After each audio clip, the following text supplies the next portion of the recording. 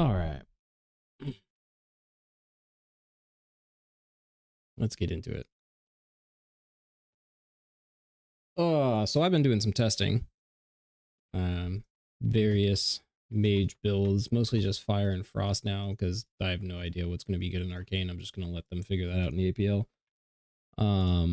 And at least for, why is this like, bro? Okay, icon wrap up, icon direction left is fine. Let's set that way. I want it to be like here. At least from what I have found in some testing, is no Ice Lance is back, baby. I don't think I have any of them in here, but you're about to see me do a one pull of it. But this is what I had from last night. Here, let me pull it up over here. No Ice Lance looking pretty good. Let's do the full fight duration, cut it off at 5. I think technically it's like 459, maybe. No, because both of those were before the actual pull, so about 5 is right. So 70k DPS. I did lust, I did pot, and I am using my trinkets. So you know, such and such. But this is literally never pressing Ice Lance. And that's more than I've been able to get in any other spec or build of Mage. So that's fun. So we're going to try that in raid testing today. Oh, look, Archie's here. What build is he running right now? Let's hit a quick check. Sun Fury Fire. Yeah, it's a general build. Okay, so what did he drop to get Field of Burn? He's dropped the Meteor Talents, picked up Scorch, and picked up Field of Burn, kept Critical Mass. Okay, that makes sense. Yeah, I haven't been able to do much good with fire. It's just it's okay. It's not anything impressive. But I'll do a test of no Ice Lance. What is this? Frostfire Frost right now? Yeah. So this is the build I'm running. And it's kind of unfortunate because like you can't get rid of all of the Ice Lance talents. So you have to have some of them just because you have nothing else to choose. Like this kind of sucks because like a Frozen Ore giving you 1 Brain Freeze isn't that impressive. But the other choice is Ice Lance and you're never pressing Ice Lance. You're not taking this for Ice Lance. You don't have like anything else really to take. I think there's a couple of Ice Lance talents that I am taking just because I can't get rid of them. It looks like I did manage to get rid of most of them. It's pretty much just like this choice node that sucks. But there's nothing else to choose. This is a choice node that like I wouldn't pick, or a node that I wouldn't pick, but there's literally nothing else for me to pick that would make any difference.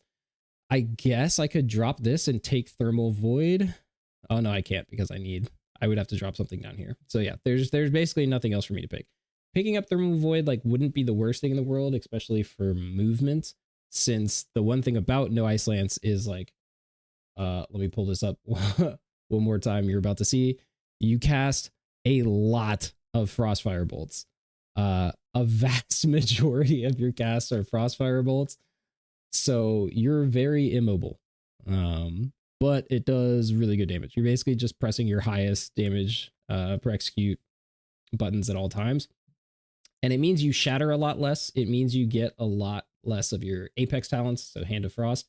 But the damage done by Flurry and Frostfire Bolt and Glacial Spike are just so high that it doesn't matter. It's basically what I found. So we'll do another test here. Dummy's at full health, so there's no weird execute stuff. I don't think Frost has any execute. Make sure I'm in the right gear. So my gear, I believe I'm running like Mastery-ish. Not even a lot, mostly Haste. But I tried to balance more towards Mastery than I did for Fire, and then I'm running like this Mastery Trinket, which I think is over stat valued. But yeah, you'll see. What I'm gonna open with is basically just dumping everything Glacial Spike into a Flurry, Frozen Orb straight into Ray of Frost Comet Storm. And partially because this trinket starts off high and goes to low, so I want to use as like the highest damage per execute abilities I possibly can first, which unfortunately like all of the spells are. So there's I don't know if there's a more optimal way. Like maybe I should dump all my flurry charges first with Serious Trinket because flurry does a ton, but Frozen Orb does a ton, Ray of Frost does a ton, Comet Storm does a ton for damage per execute. So I've kind of just been winging it, but it'll be fine. Let's make sure I'm not using Water Ellie and not accidentally not having it up. Okay. I have been flasking. There we go. So have that. No food buff. Blast buff. And then we just blast and we'll see what happens. But I'm pretty sure it's going to be pretty good. I did like 4 tests last night and all of them were pretty much the same. Oh, wait, timer. Ooh! And combat log. Okay. Logging combats. Gonna give it a second to start going. And we can start this. We'll pull on 3 and we'll go to 505.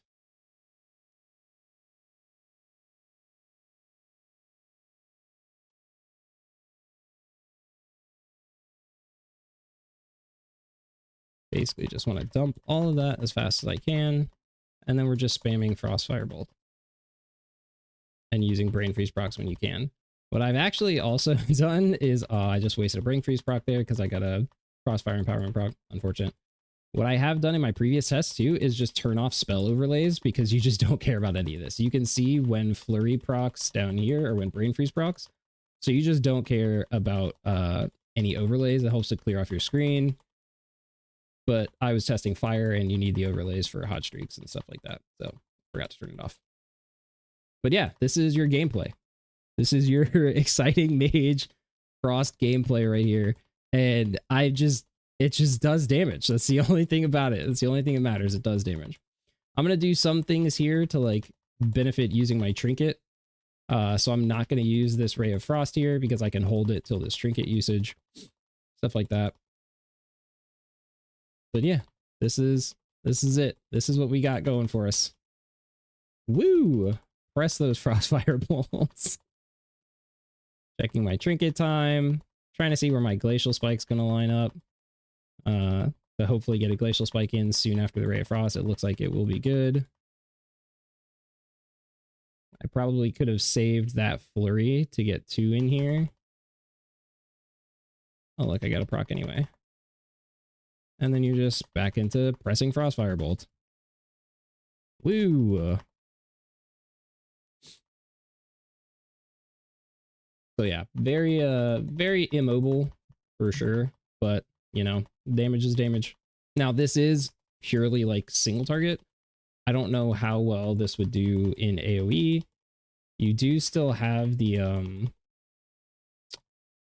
Glacial Spike is shattering and Comet Storm is shattering, so you get the shatter spread from those abilities, but you're doing those so much less often that it may not be great.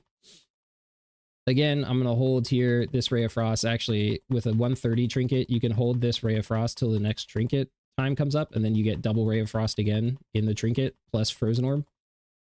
So 90-second trinket is pretty good with double Ray of Frost. Pretty nice. And we're just pressing Frostfire Bolt and pressing Flurry and doing more damage than fire does. Without doing anything interesting at all. Just 2 buttons the whole time. It's fun. You guys excited? You guys enjoying this? Alright, so we're coming up. We're going to Trinket. Trinket, Ray of Frost, then we'll Frozen Orb. Comet Storm, Flurry, Ray of Frost again. Comet Storm again. Try and get this Glacial Spike in with the Trinket. And there you go.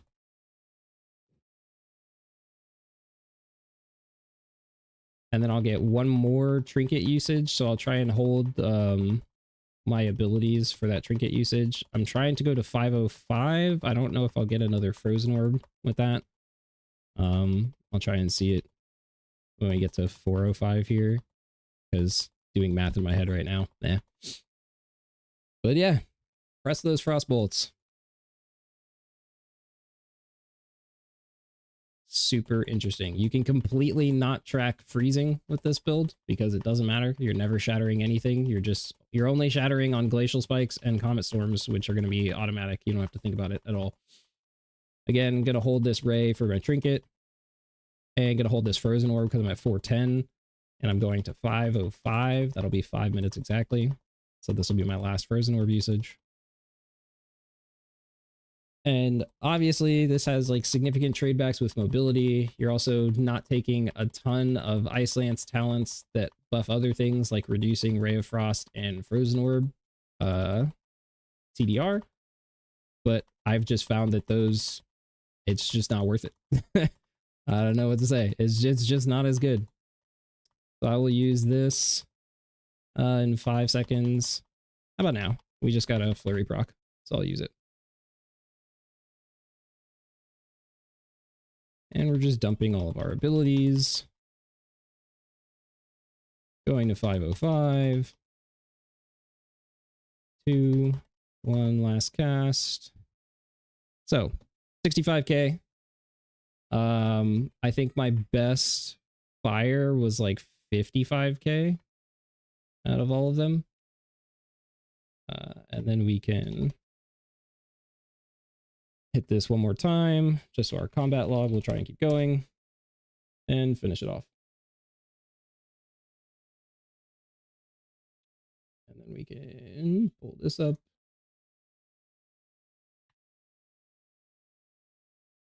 Ugh, I hate that bug. There's a bug with Warcraft logs, at least on my computer, where if I don't like fully exit out of the previous report before I try and upload a new one, it just crashes. Lovely. Oh, and then I gotta go find the logs for beta. Here, here. Beta, there, open, go. Include trash, go, view report. All right, so let's see. OD cast timelines. Where did it actually start me? So we start at about, on poll would be, what is this? 13.4. And then when I stop casting out here, yeah, so 15, 513.8 and 13.4. So go to damage done. We want to make sure that we actually do get the damage event in there, and then take this to 513. Yeah, so it's 65, about 5k less than this one. Check differences. Flurry did a lot less damage. I had 4 fewer flurry casts. I know that I clipped some brain freezes, but not entirely sure why I got less flurry damage there. Let's see, Frostfire Bolt. I got more Frostfire Bolts, but less Frostfire Bolt damage. Sure, happens. Ray of Frost still got 6, right? Yep, 6 with 48 hits. Ray of Frost damage is slightly less. Glacial Spike damage is exactly the same, but in 1 more cast. So all of my stuff just hit like slightly less this time. But still, that's good damage. We have 3 minutes on Lust, and then I'll do a fire segment, and we'll try and see. Now, granted, I am not great at any of these because I don't know what the optimal rotation is, so I'm kind of just feeling it out. But the fact that you just feel out pressing freaking 1 button 99% of the time, 149 casts last night, 152 casts this time, kind of ridiculous. But hey, that's the current state of it. Woohoo. So we can set up for fire here. And I'll do Sun Fury Fire. Hopefully nobody's attacking this, so it's not an execute. Now the difference is that fire is expected to be less on a target dummy test because of you're not getting any execute value out of your talents. So there's no good way for me to actually utilize my execute talents, like Scald especially is super strong.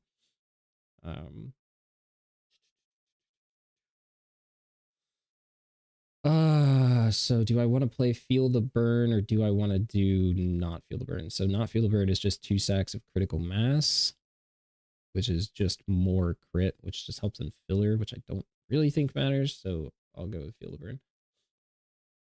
We'll play this one. I think this is the build that I had the best with as well. I don't like that they changed Feel the Burn to be like Iron Fur.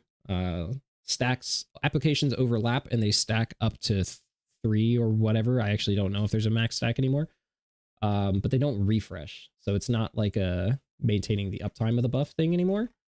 So that I don't really like, but I understand like why they did it because they're in their whole simplification of everything phase.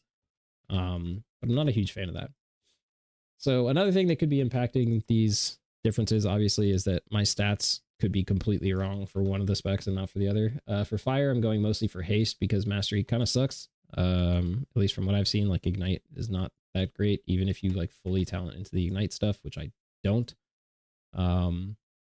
So I've been kind of just avoiding mastery. I drop a lot of it here to just go more haste. That could be wrong. It could turn out that, yo, I should absolutely be going mastery to buff me during combustion and haste doesn't really matter. And if I do that, I could be doing like way more damage. Also, I love that this just continually goes down, like the damage meter just does not understand. See, this is a problem though, because these guys are blasting this thing and they're going to push it into execute, unfortunately.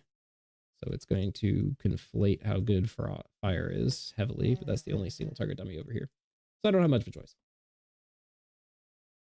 All right, Lust is back up. We have Trinket on Haste Trinket now instead of Mastery Trinket. This Trinket gives like way less stat, so Mastery one might be better. But this is what we got. All right, so they're going to push this into execute, but we're going to do it anyway. Combat log. Let it go for a little bit. Cast a spell, cast another spell just to get stuff in there. Okay, so we're going to open with a Pyroblast into Meteor, which is going to give us Pyroclasm. And then I'm going to go into another Pyroblast, and I'm going to Combustion at the end of the Pyroblast. I'm not going to worry about getting the Meteor into the Combustion. And we'll go from there. I don't want to waste all of that Combustion uptime. All right, let us do it. Going on like 1 or something. Yeah.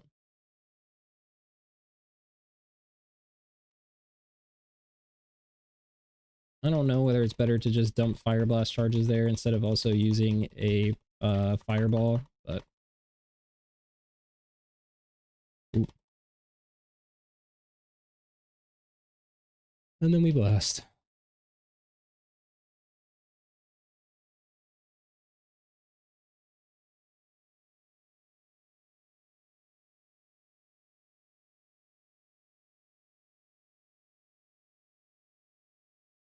I also think there could be some stuff around like holding Pyroclasm procs until you get a fired up proc to do some more damn with it.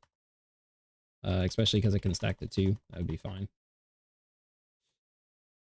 Oh, I don't think I'm going to get this one off. Okay. Fired up procs not refreshing duration and not working like Iron Fur is like real bad. They need to change that. That's just garbage.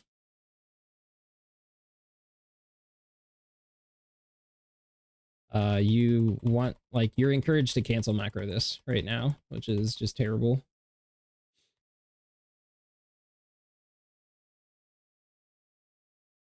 Never want to be Boomkins with a Starfall cancel or Starlord cancel macro. Everybody hates that. Always feels bad. Oh, just proc Pyroclasm again. Sure. Like this one I probably should have held just in case I got a fired up proc.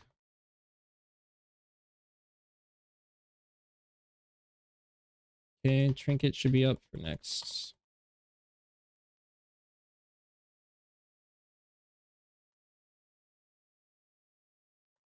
So both fire and frost. Potentially. Not doing that much interesting stuff out of cooldown timings. Just pressing your filler. Like good mages do.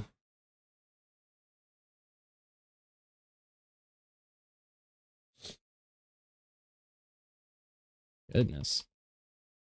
Pyroclasm procs. I also don't know, like, is it better to just spend all these pyroclasm procs in combustion and do like nothing else? Because you're losing potential fired up procs by just sitting there spamming that. That's so unfortunate, dude.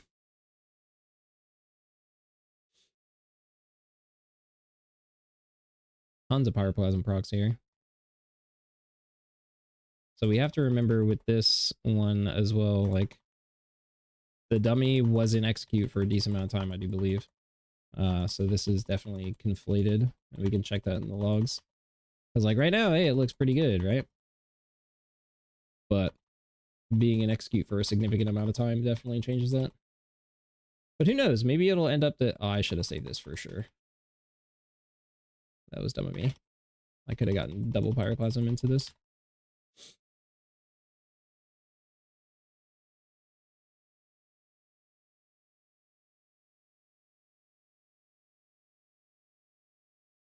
That was bad. So yeah, I mean, I'm not that great at fire.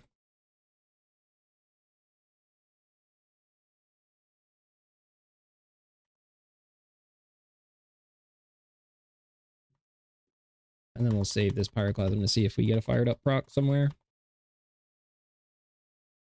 That's the beauty of 2-stack spells. Alright, so we're going to send it. No proc such as life.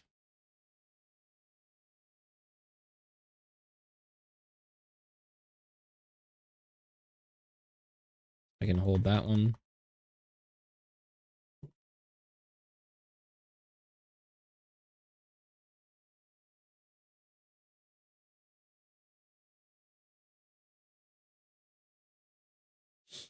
Ooh boy, pyroclasms.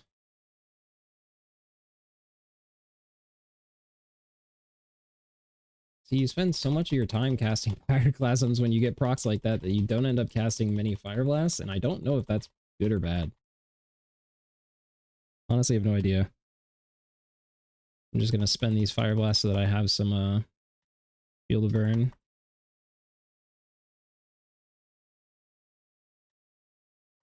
Because we're coming up on the end here.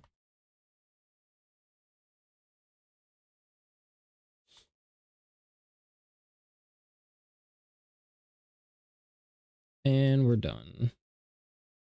Hang out. So we're about 10 to 15% less than what Frost was with the no ice lance build. The most basic build ever. Okay. Combat log is disabled. And then we can view this now. Let's go last bowl.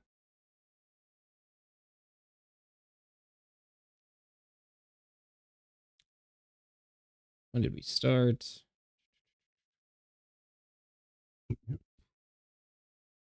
35 and should be to 535. Yep. Okay. So 35. Right about there-ish to 535. Somebody just messaged me? No. Why is that blinking? No idea. So yeah, I mean, again, nothing is perfect. This is all made up, but 65k to 54k in the same time frame. Not great. I mean, you see damage profile looks super cool. That's for sure. But Frost also kind of like has that. You have just massive damage when your cooldowns line up. This could be just a trinket diff. Like the trinket I'm using for Frost is probably very good for Frost. But as it is, all of your damage is Pyroblast. 60% of your damage is Pyroblast. 14% in Ignite. Sure, okay. Oh look, it even tells you that Intensifying Flame gave you 3% of your damage. Cool. But I mean, not that much else interesting. It's also like funny to me how, I guess, weak Meteor is compared to like Comet Storm for Frost. Meteor just does not do anywhere near as much damage. Like, look at your average total is 40 something, like this 10k, 44k. And then for Frost, your Comet Storm average cast is 117k. Like, that's such a massive difference. Now, yes, Frost is like, you get Comet Storms half as often ish. But like, this doesn't even include the shatter damage that Comet Storm is doing or the meteor damage, right? Comet Storm just does way more damage per execute time. So meteor, I don't think it gives you basically anything else besides like meteor. I mean, it does give you ignite, but ignite's not doing that much damage either. And I don't even know. Yeah, it's just nowhere near the same. For Comet Storm, you have 7 comets that hit, and each of those shatter. And then you also have 2 meteors, so you get 8 shatters per. So that's 48 shatters out of this. So yeah, doing the math there, it's roughly right. Yes, because the first glacial spike that you use doesn't have any freezing on the target, so it doesn't shatter anything. So you have 48 shatters from Comet Storm and then 12 from glacial spike. 48 out of 60 is, oh, simple math, 4/5. So 80% of this shatter damage is also from Comet Storm. If you just call this 1 mil DPS, that's 800k, or 1 mil damage, 800k minus a little bit, maybe 780k shatter damage from Comet Storm plus 700k actual damage from Comet Storm. So just doubling this makes your Comet Storm execute actually 250k per cast, which is kind of ridiculous. Not including the meteor damage, not including any procs that it gives you, but I mean, meteor also gives you pyroclasm procs, so can't really say to include that. So yeah, I don't know. Frost just does a ton of damage right now. It could be trinket diff. It could be just tuning. This is early beta, right? We still have 2 or 3 months, but we'll see how it ends up. Frost is going to catch its natural -3%, minus 5% before the tier goes live, and Frost is going to suck. That's pretty much how it always works. No Ice Lance is also extremely immobile. You're casting so many Frost Firebolts, and like Ray of Frost is like terrible for movement protection. It's such a long cast. I mean, same with Pyroclasm, Pyroblast. It's such a long ability that you need to try and protect from other events stopping you, that it's really dangerous. I would say you have a very easy chance of losing a lot of damage. The good thing about fire is that you could basically, I believe, play that same build and get AoE as well. Just swap to Flame Strike, since Ignite does like none of your damage. Just putting all of your damage into Pyroblast and Flame Strike allows you to just easily swap between single target and AoE, which generally makes you a stronger spec.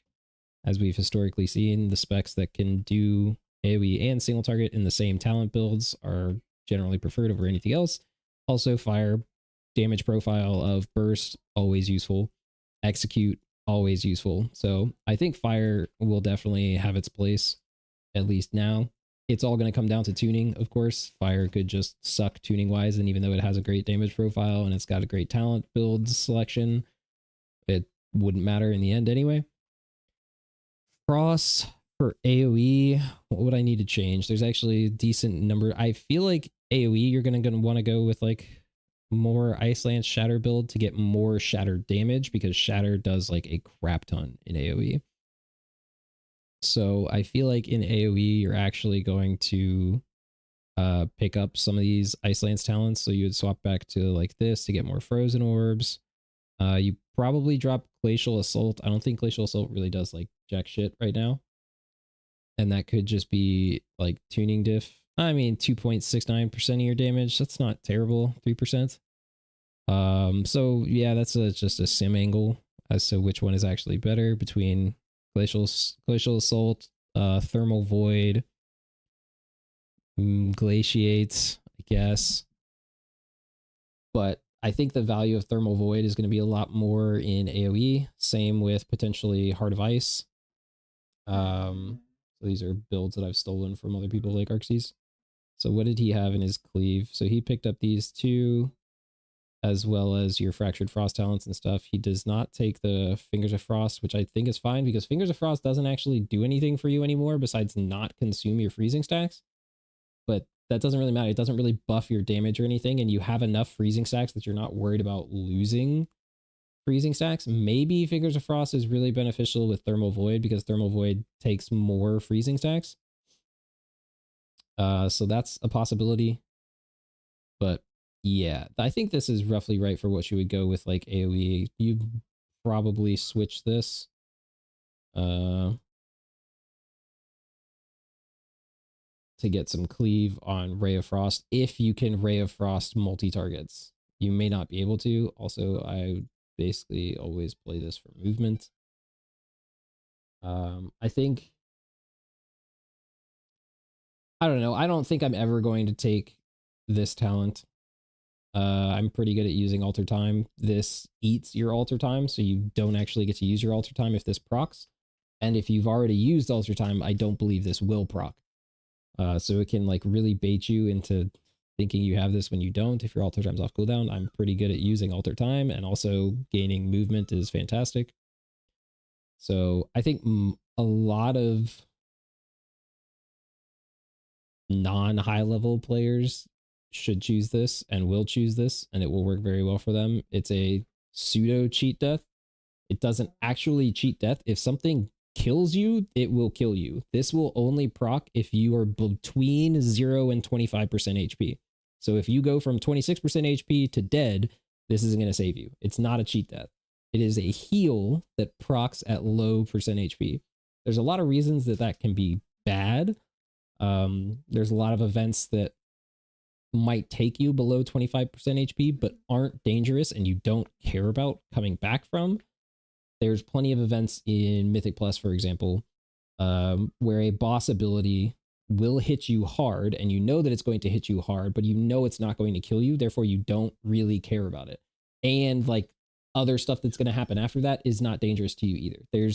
This happens every season. There's a ton of them. There's at least a couple in like every dungeon, especially as you start to push higher and higher, and people are using Not Even Close, like the website that tracks abilities, so you can exactly calculate how much damage the ability is going to do to you, how much health you're going to have left. The only thing you care about is living.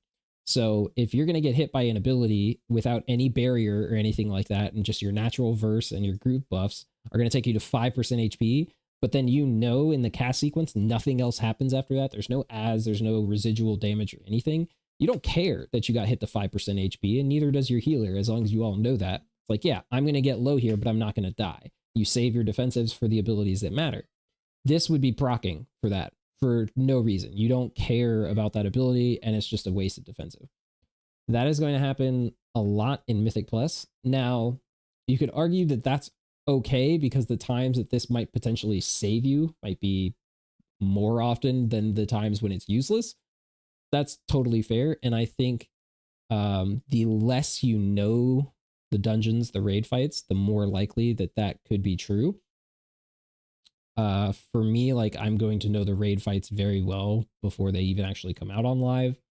So I probably wouldn't take this. Maybe I take it like very early on in the harder raid fights, just as added protection.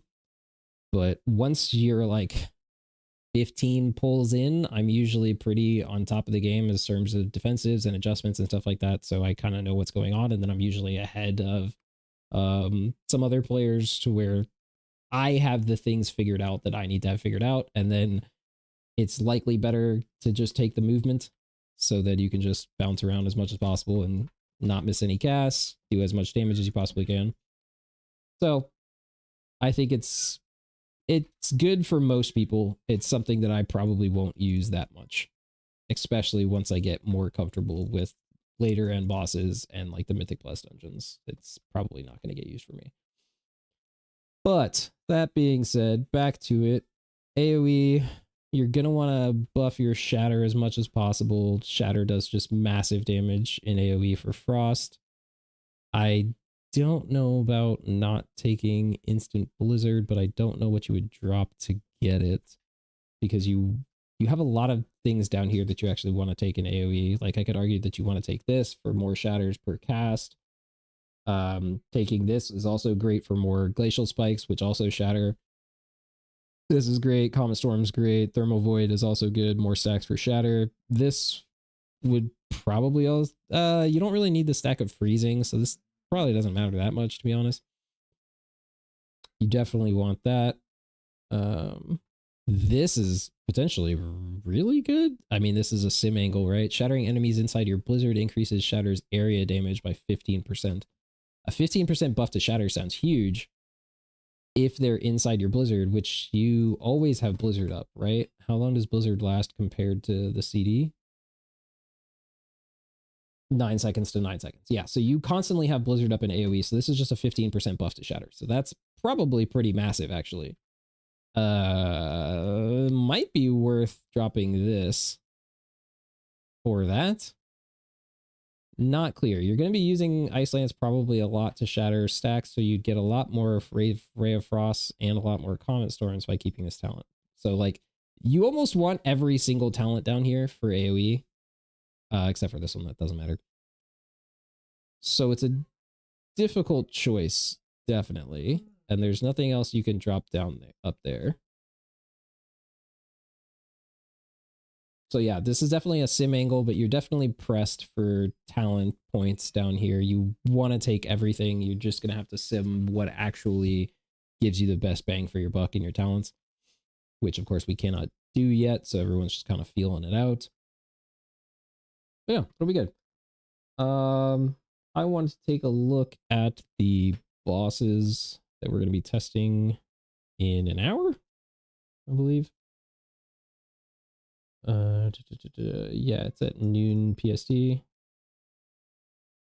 do we only have 8 people today? We had so much more before. What happened? Oh, people are dropping like flies from testing. Dang, we may not actually be able to test then. Well, that's going to be really unfortunate. We'll have to see what goes on. We had like 17 people signed up for today, and now everyone has disappeared or turned into tentative. Oh, all right. Well, in that case, let us just do some more mage testing. So if I go, I really hated Spellslinger single target just because I don't know the correct conditions to press Ice Lance effectively. There's a ton of Ice Lance buffing talents in Spellslinger, or Ice Lance Shatter buffing talents. But I don't know when is the actual optimal time to be using Ice Lance here. So I don't know if any of them are actually worth it. Since these are buffing Ice Lance, I don't know if it's better to take like Thermal Void here. I don't know if you drop this from the Fingers of Frost and you take... I think I have everything I need up here, right? Those are all useless, yeah. So it's really between like this, Glacial Assault, which is an extra 3%, more Glacial Spikes over here, and Ice Lance shattering 1 additional stack of freezing all the time versus when you have Brain Freeze shattering 5 additional stacks of freezing. I don't know. And the problem currently, and why I found no Ice Lance to be so good, is that Ice Lance just sucks as a button to press. It does absolutely no damage. So in single target, your shatters don't really do enough damage to compensate for the loss that you're getting by pressing Ice Lance. So by pressing Ice Lance, you are getting fewer Frostfire Bolt casts, effectively what you're doing. When you get fewer Frostfire Bolt, or I guess this is Spellslinger, so Frostbolt casts, but you'd be playing Frostfire Bolt most likely. You'd be playing Frostfire, Hero Talent. When you miss out on Frostfire Bolts, you are missing out on potential Brain Freeze procs, which would give you more flurries as well. And flurry is basically your hardest hitting ability, or at least the ability that you are pressing the most often that is hardest hitting. So you're wasting time effectively, not just by like the damage that you lose from pressing Ice Lance, but also because it's a weak spell, but also the damage that you're losing by not casting as many Frostfire bolts and effectively not casting as many Frost bolts, because those are your bread and butter damage events. So you lose a significant amount of damage by pressing these less often. The upsides of pressing Ice Lance is you get these other talents that are reducing the cooldown of Ray of Frost and Frozen Orb. You're getting shatter damage, which is also getting you more Apex talents. But I've found that just like it doesn't seem that pressing Ice Lance and getting all those benefits outweighs the just pressing Frostfire Bolt more and getting more flurries, because Frostfire Bolt and Flurry just do so much damage. So I'll run this. Let's do like minimal Ice Lance. Good old MILF build. I think I'll only try to press Ice Lance if I have Thermal Void, which is this one where it shatters an additional 5 stacks. Again, I don't know if that's the right thing. Pressing Ice Lance every time you have Fingers of Frost. One, Fingers of Frost doesn't buff you at all. It just stops you from spending your freezing stacks, and you don't care about not spending freezing stacks because you have enough freezing stacks for it to not matter. The only time where that might be true is when you're also pressing Comet Storm at the same time, because Comet Storm takes 14 freezing stacks. So maybe that's worth it to not like lose all your freezing stacks and not get them shattered with Comet Storm. But again, like it doesn't buff your damage at all. So pressing Ice Lance when you have Fingers of Frost versus pressing it when you don't doesn't change the amount of damage it does at all. It just keeps your freezing stacks. So technically you could press more Ice Lances. But Ice Lance is such a weak ability that I'm pretty sure you do not want to be spamming Ice Lance. It is not strong enough to do that, which means that the only thing that is actually going to affect how much damage Ice Lance does is these talents, Thermal Void and Heart of Ice, which buff the amount of stacks of freezing that you actually shatter. So you do more damage per Ice Lance.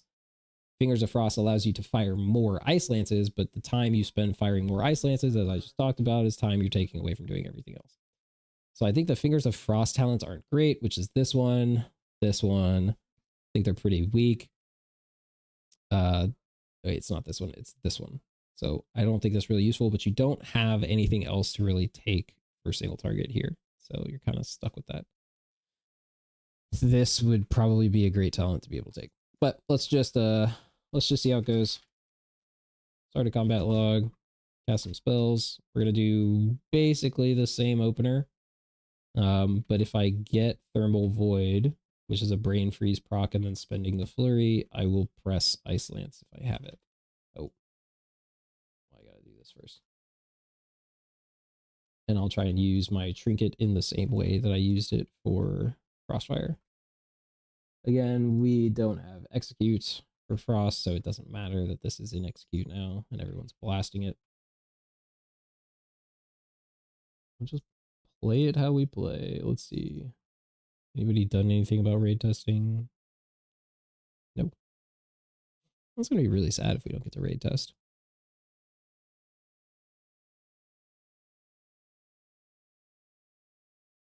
Okay, trinket is ready. Combat is being logged. Cast another spell. And here we go. We'll basically do the same opener. Casting starting at 3. And we blast. This. Did not get a Brain Freeze proc from anything.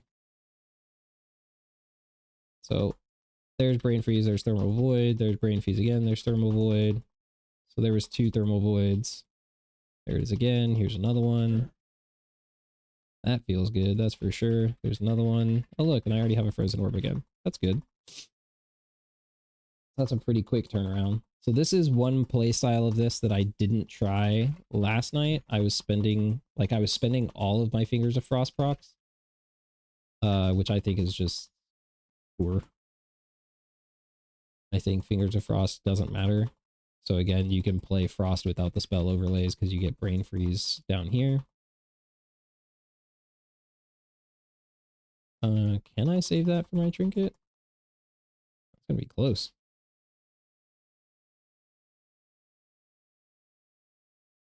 Since you get CDR every time you press Ice Lance, you're now getting Ray of Frost and Frozen Orb back a lot faster.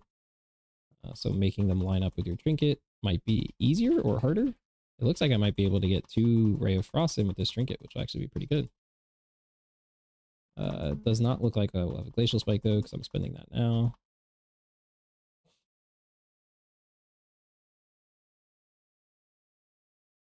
Okay, let's hit this. Here. Spend that Thermal Void. Not quite gonna get the next Ray of Frost.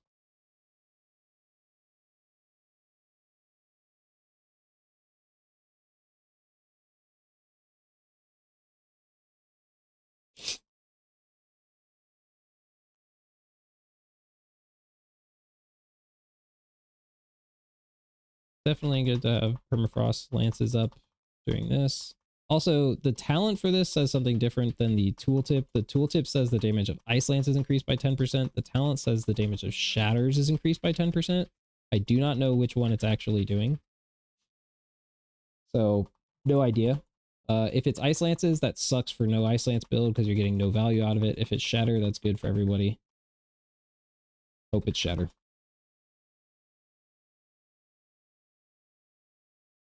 Everybody please tell Blizzard to allow trinket tracking in your cooldowns.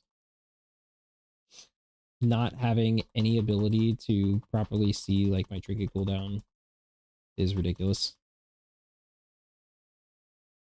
Holding this Ray of Frost for the next trinket.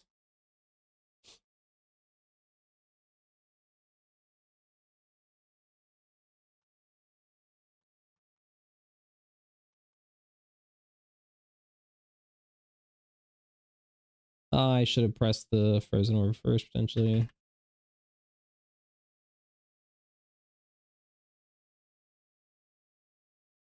Okay.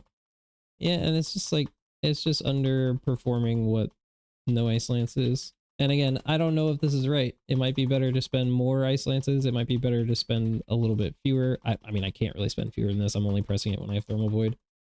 Pressing it any less than that is just not pressing it. I should have held that one, right?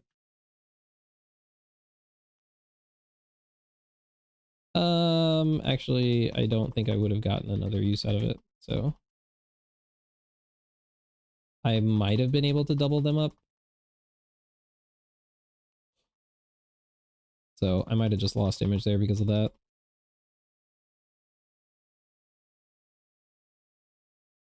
So yeah, I mean, the more you're pressing Ice Lance, the more you're getting back Frozen Orb and Ray of Frost. But, Ice Lance just feels so bad to press, it just does no damage in single target. In AoE, I'm sure it's better. Okay, we've got Trinket coming up again, so we're going to hold that Ray. And since it's last Trinket, we're going to save it till we have Frozen Orb as well. Frozen Orb coming up. Okay, we spend. No Brain Freeze proc, unfortunate. There it is. And Glacial Spike, we have 5 seconds left. And get the flurry off, and then we stop. So very similar to Sun Fury Fire. About the same there. But again, both of those are about 15% less than no Ice Lance Frost. And combat log off. Yep. And we can go pull that up.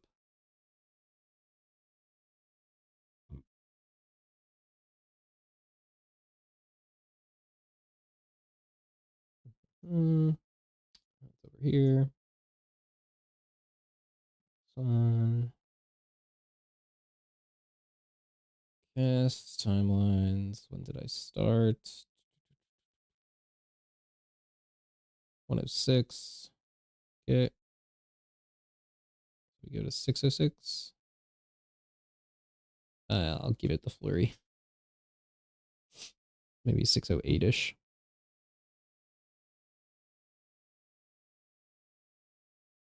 106-ish. 105. That's a little too long. I have to include overkill probably. It was probably an execute. Like, why is that doing no damage? Oh, which is important. Do I need to do that here too? Yeah, 4K more there. Got it. I don't think it should change either of these. I don't think they were an execute. Nope. So yeah, about 5% less than what Sun Fury Fire was. Again, this wasn't perfectly optimal. I think I could have saved another Ray of Frost for a trinket usage here, which is where you see this like big bump at the end as well. I think I got less damage because of that. Or I guess maybe it would have been this one. But significantly less damage overall. You're casting less flurries. You're getting less brain freeze procs because you're not using that brain freeze talent from Frozen Orb. So you're getting, I got 10 Frozen Orbs in this one, but then this one I got what, 5? So you're getting 5 less brain freeze procs, which would put you at like 62. So I got 64 cast there. You're also casting more Ice Lances, so you're casting less flurries. So you're getting, or you're casting less Frostbolts, so you're getting less flurry casts as well. So you can see the breakdown is significant. Shatter, significantly more percentage of your damage than in No Ice Lance, obviously, because you're shattering a lot more. You have 91 hits, 16% of your damage versus 5% of my damage in 60 hits. Shattering with Ice Lance does more damage than shattering with Glacial Spike or Comet Storm. So even though it's only 50% more hits, it's like 5 times as much damage, right? Or 4 times as much damage. That makes sense because the talents, there are specific talents that buff shattering your freezing stacks with Ice Lance and not with Glacial Spike or Comet Storm, which is annoying, but true. So you see a lot of shatter damage. Shatter, I believe, does like a ton in AoE. So a build like this for AoE would be good, or not a build exactly like this, but maybe a rotation sort of similar to this might be very good for AoE. I did get what, 1 more Ray of Frost casts. I did. So that did about 20% more damage from Ray of Frost. I got double the number of Frozen Orb casts. So Frozen Orb did double the damage. So that's pretty good right there. But again, like just the overall damage that I'm doing less because I'm casting less Frostbolts, I'm casting less flurries, right? 97 Frostbolts versus 152. Glacial Spikes 11 versus 13. Flurries 64 versus 57. And since these make up such a large portion of my potential damage, not casting them a lot definitely hurts. Frostbolts, you losing a lot on this, on not casting Frostbolts as much, which I don't know, makes you a lot more mobile because you're not casting Frostbolt all the time. But it's also fairly just punishing due to the other procs that you get from casting Frostbolt. And the fact that those procs do more damage than shattering Ice Lances. You even get a ton more of your Apex talent. How many hits did this one have? 29 versus 41. So again, like 50% more.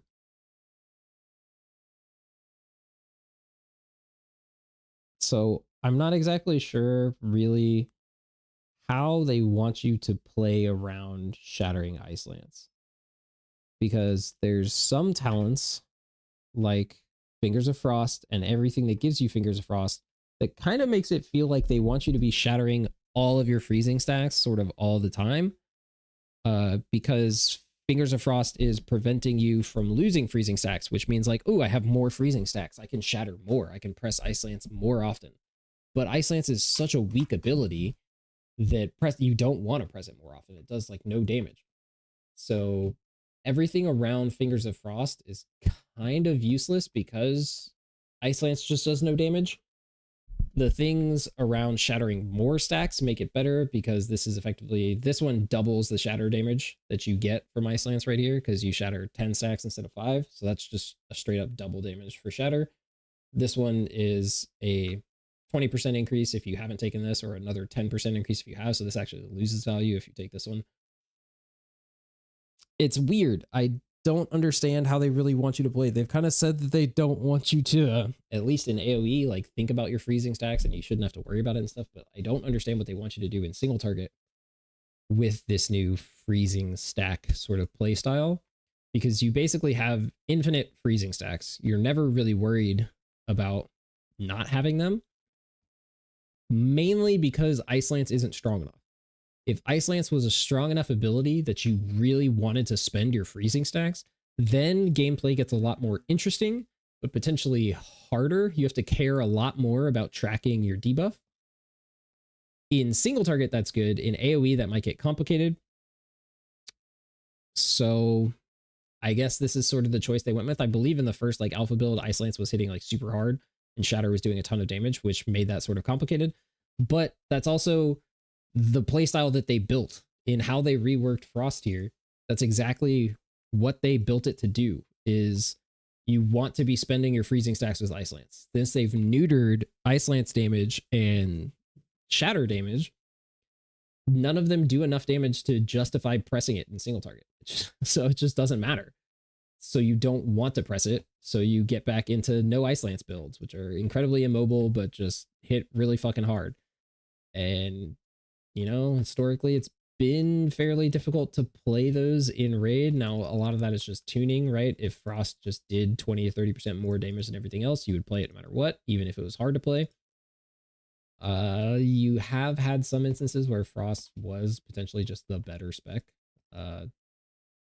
But it's, I don't know, they seem kind of lost with what they've done with Frost Mage in the freezing stack thing, because they now have a difficult decision of tuning freezing to where you want to use Ice Lance and you want to care about using Ice Lance, and then potentially it gets too complex for some players to properly track it, or they tune it so it doesn't matter and then you just spam Frost Firebolt.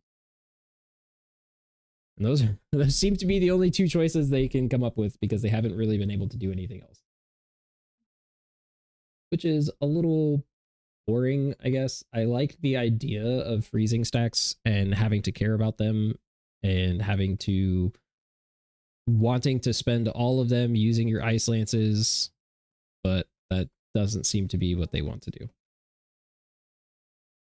So we're here. This is where we're at now. We're in this weird relaunch. Hold on.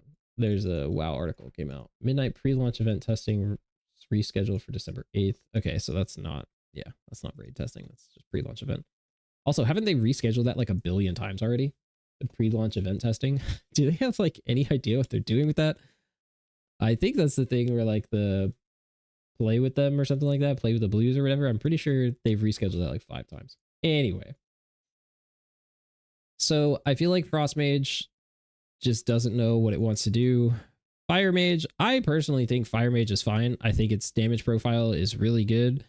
I don't care about only pressing like Fireball in filler and stuff. I don't care about it for Frost either. Playing no Ice Lance and only pressing Frost Fireball doesn't matter to me. It's fine. So I don't really care about the complaints of like, oh, Fire does nothing but press Fireball. Sure, whatever. I think Fire is in a pretty good spot. Funnily enough, so they added back Scorch in the recent build 2 days ago, because everybody was complaining that Fire lost all their buttons and now it has no variation and like nothing to do. You're just pressing Fireball all the time into Fire Blast, and blah, blah, blah. Because they lost Scorch, they lost Phoenix Flames. So they lost a ton of mobility in losing those abilities and, you know, variation in the playstyle. So Blizzard said, okay, you know what? You're right. We'll give you Scorch back. So you can cast while moving, short cast time. Doesn't do a lot of damage, but it gives you that variability. However, this talent exists. One of the big benefits of Scorch was, besides cast while moving, which is great, and short cast time, which is good in combustion when you run out of fire blast charges. The other benefit of Scorch was that you had talents that buffed Scorch heavily in Execute, and potentially also talents that when you press Scorch in Execute, it buffed the rest of your damage. So they have sort of removed those talents or changed those talents. They removed the one where pressing Scorch in Execute buffs the rest of your damage. And they just built that into this here. Damage dealt to targets below 30% is increased by 15%. So you just have 15% execute damage. That used to be the 2 stacks of Scorch. Pressing Scorch twice would get you up to like 15%, or maybe it was 10% or 8%. I don't remember. But they changed it to just targets below 30% in execute, you're doing more damage. So they got that away from Scorch. However, there was also the damage buff of Scorch would like always crit in execute, which is still here. And they've added this talent where Scorch or Fireball below 30%, so in execute again, deals increased damage, 250% increased damage for Scorch. However, because they put Fireball on this, Fireball hits really hard, and they just reduced the cast time, the base cast time, from like 2.25 to 1.75. So Fireball is also a pretty quick cast time now as well. And Fireball does more damage in execute. And the first line here, Fireball always crits in execute. So they just gave Fireball all of the benefits that Scorch has had. The only difference between Fireball and Scorch now is a slightly longer cast time, and you can't cast it while moving. But it always crits in execute, which is what Scorch has always done. It does 50% more damage in execute, and Fireball hits way harder than Scorch does. So Fireball does 3.5 times more damage than Scorch. And Scorch is getting buffed 250% here, so 3 times, but Fireball is getting buffed 50%. So Fireball is still going to do more damage than Scorch, casts slightly slower. However, it now also always crits. It allows you to do your Pyroblast fishing or your Hot Streak fishing in execute, which Scorch is a little bit harder to do that. You can do it, but it's a little bit harder. So it's kind of weird here that, like, yeah, they gave you Scorch back, woo, but you may not actually take it. If you took Heat Shimmer, you would definitely want to be playing with Scorch and using Scorch.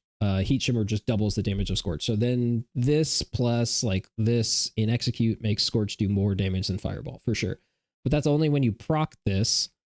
But proccing this at any time treats it as an execute, so great. However, you require 2 talents to take that, and where are you going to take those talents from? I don't really know. I don't think like taking 2 talents for just whenever Heat Shimmer procs, which is just random proc, to get a stronger hitting spell that crits, I don't really know if that's worth it. Maybe it ends up being worth it just for the movement alone, but like from a damage perspective, they added Scorch back into the tree, but I don't think you really take Scorch. So it's a little bit of a weird moment there.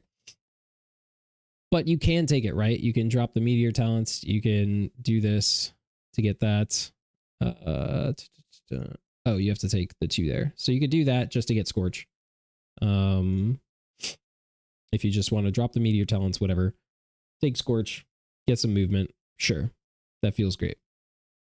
Put that on my bars just in case I ever take it. But I honestly don't know if you will. Again, it's going to be a sim question. We'll have to play it out and see. I'm going to do a fire test in my like frost gear to see if trinket diff matters at all. Let me make sure I put this correct trinket on here. And then this should also be here. I should also put pots here. I don't know why they're not. Too many errors in your UI, dude. I don't even have like any add-ons. Okay, just turn off like these. Plater. Is Plater actually working? It actually does look like Plater's working, which is funny. Turn off MRT.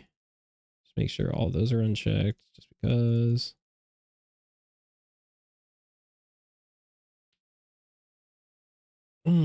Okay. So let's do another fire test, and let's do it in effectively my frost gear to see if it makes any difference. I don't know if mastery is good or not. All right, combat log.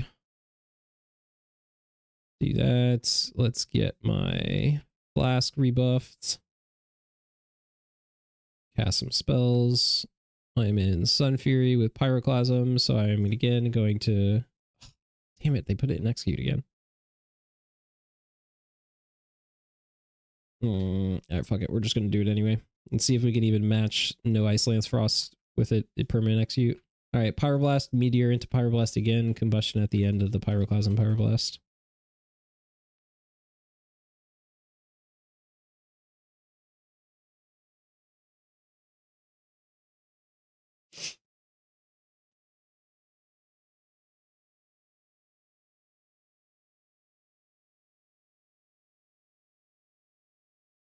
That was a lot of fired up procs, that's for sure.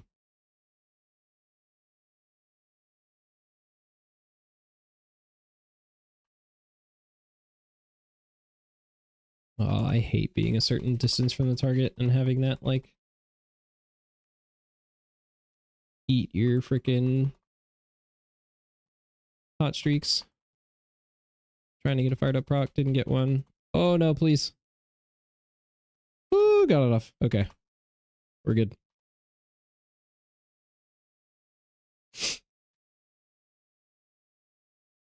Should have saved this one. For sure. Bad no save. Okay.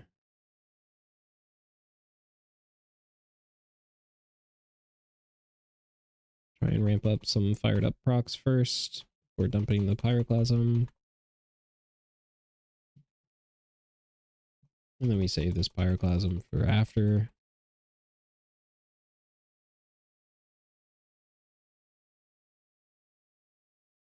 Dump all of these Pyroclasms. Jesus. Meteor there. Could have saved this Pyroclasm. Wait, did I just lose a Pyroclasm by meteoring at the end of a Pyroclasm cast? That would suck if that's true.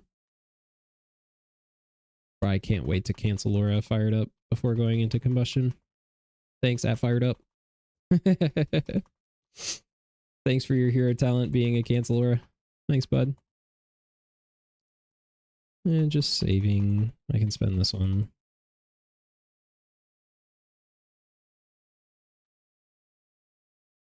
Trinket used on this one.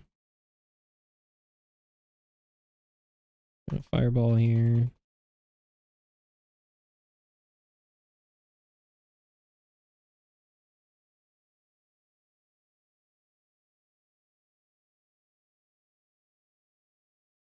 Let's use the Pyroclasms.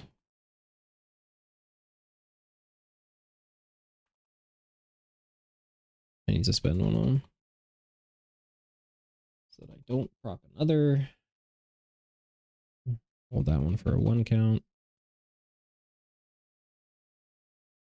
So like, again, damage looks great right now, but it's also because the boss has been executed the whole time.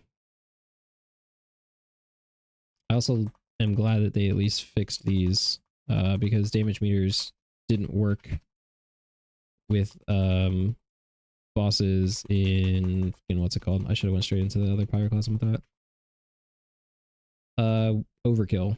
The damage meter didn't work in Overkill, which is hilarious.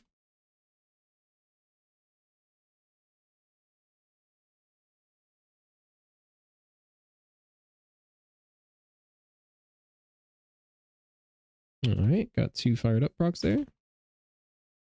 Thanks, fired up.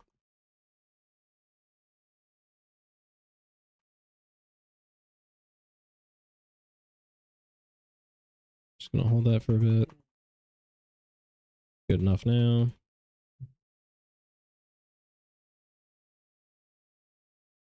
I didn't start a timer. I can go based off of this. So this is potentially last combustion. Makes sense.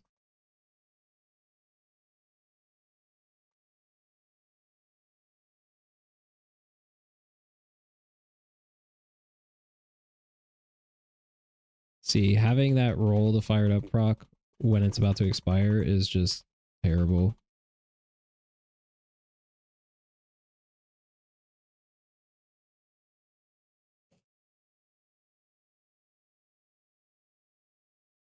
Got some hypothermias here. Try and spend this one. Oh, no way. Double hypothermia. We've got 8 seconds, so we're just going to spend these. So even with the boss in execute the entire time, I still did almost the same as no Iceland's Frost. A little bit higher with the boss in execute the entire time, I believe. So yeah, that's not great. But I mean, that's just tuning, right? That's a pretty easy change. It will get updated. I know this. Frost will get brought down from its high horse. Can never have Frost be up there. This one. Include overkill, cast timelines. So somewhere around 31 to 531. Okay, damage on tables.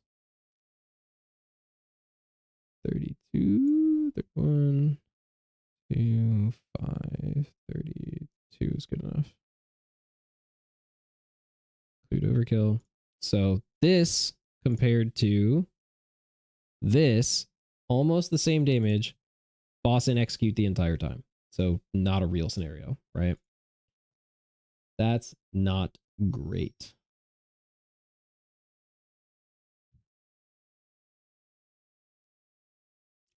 Damage profile is fantastic. That's for sure. I am all for burst profiles like this. Looks great. That's totally fine. How much damage did you... This is technically damage you did when you had Pyroclasm? Like, what does that actually mean? That's not including the Pyroclasm cast, though, right? Can you check max damage done from an ability? It doesn't look like it, which is kind of sad. I want to see what like the max hit is. Like, what's the Pyroclasm hit versus a regular hit? I guess you could check individual events. So, yeah, I mean, doing the same damage as no Iceland's build with it in execute the entire time. Yeah, not the best. You can check resources on... Which one is it? Technically, it's this one. Yeah, so it's below 6% HP the entire time. Yeah. Tis what it is. Oh, include overkill. This guy did arcane. Okay. I don't know if he was actually doing stuff the whole time. Let's check his damage during his test. 53k. Yeah. I have no idea what arcane is doing right now. I haven't even bothered trying to play with it. It may be good, it may be terrible. But I will leave that up to the Sim APL. Give it a couple weeks. Because there's no point in me trying to figure out. Arcane is so... like... I don't know how to say it. Arcane is very specific in terms of when things should be used, and you lose a ton of damage if you do it wrong. Fire and Frost kind of aren't the same way, where Frost is basically just like press your cooldowns on cooldown and press anything that lights up. Fire is basically just like make sure you spend all your hot streak procs without wasting any Fire Blast charges, right? That's kind of always been true. They kind of still are true. There might be things in Frost with the spending of freezing stacks that turn it more in arcane-y, where it's you're trying to track exactly specific scenarios to spend your stuff. But who knows what that'll actually be like. At least for my current testing, it doesn't seem to be worth it right now with current tuning. Arcane has generally not been like that, and I still believe that it's not.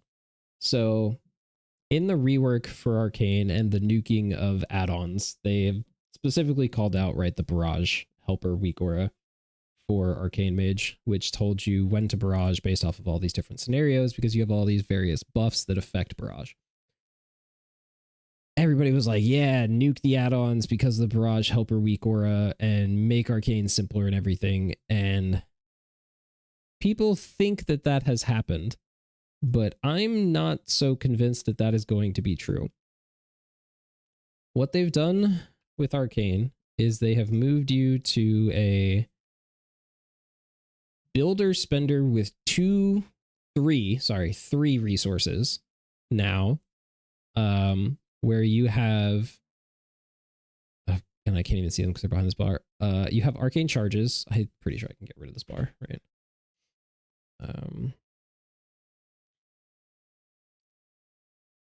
You have arcane charges, you have mana, and you also have what is now called arcane salvo,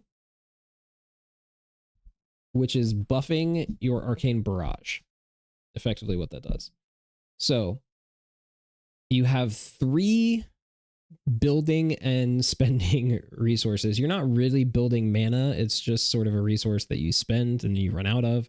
But you're building arcane charges and you're spending them because every arcane charge that you generate increases like arcane blast and arcane barrage damage by like 100% or something.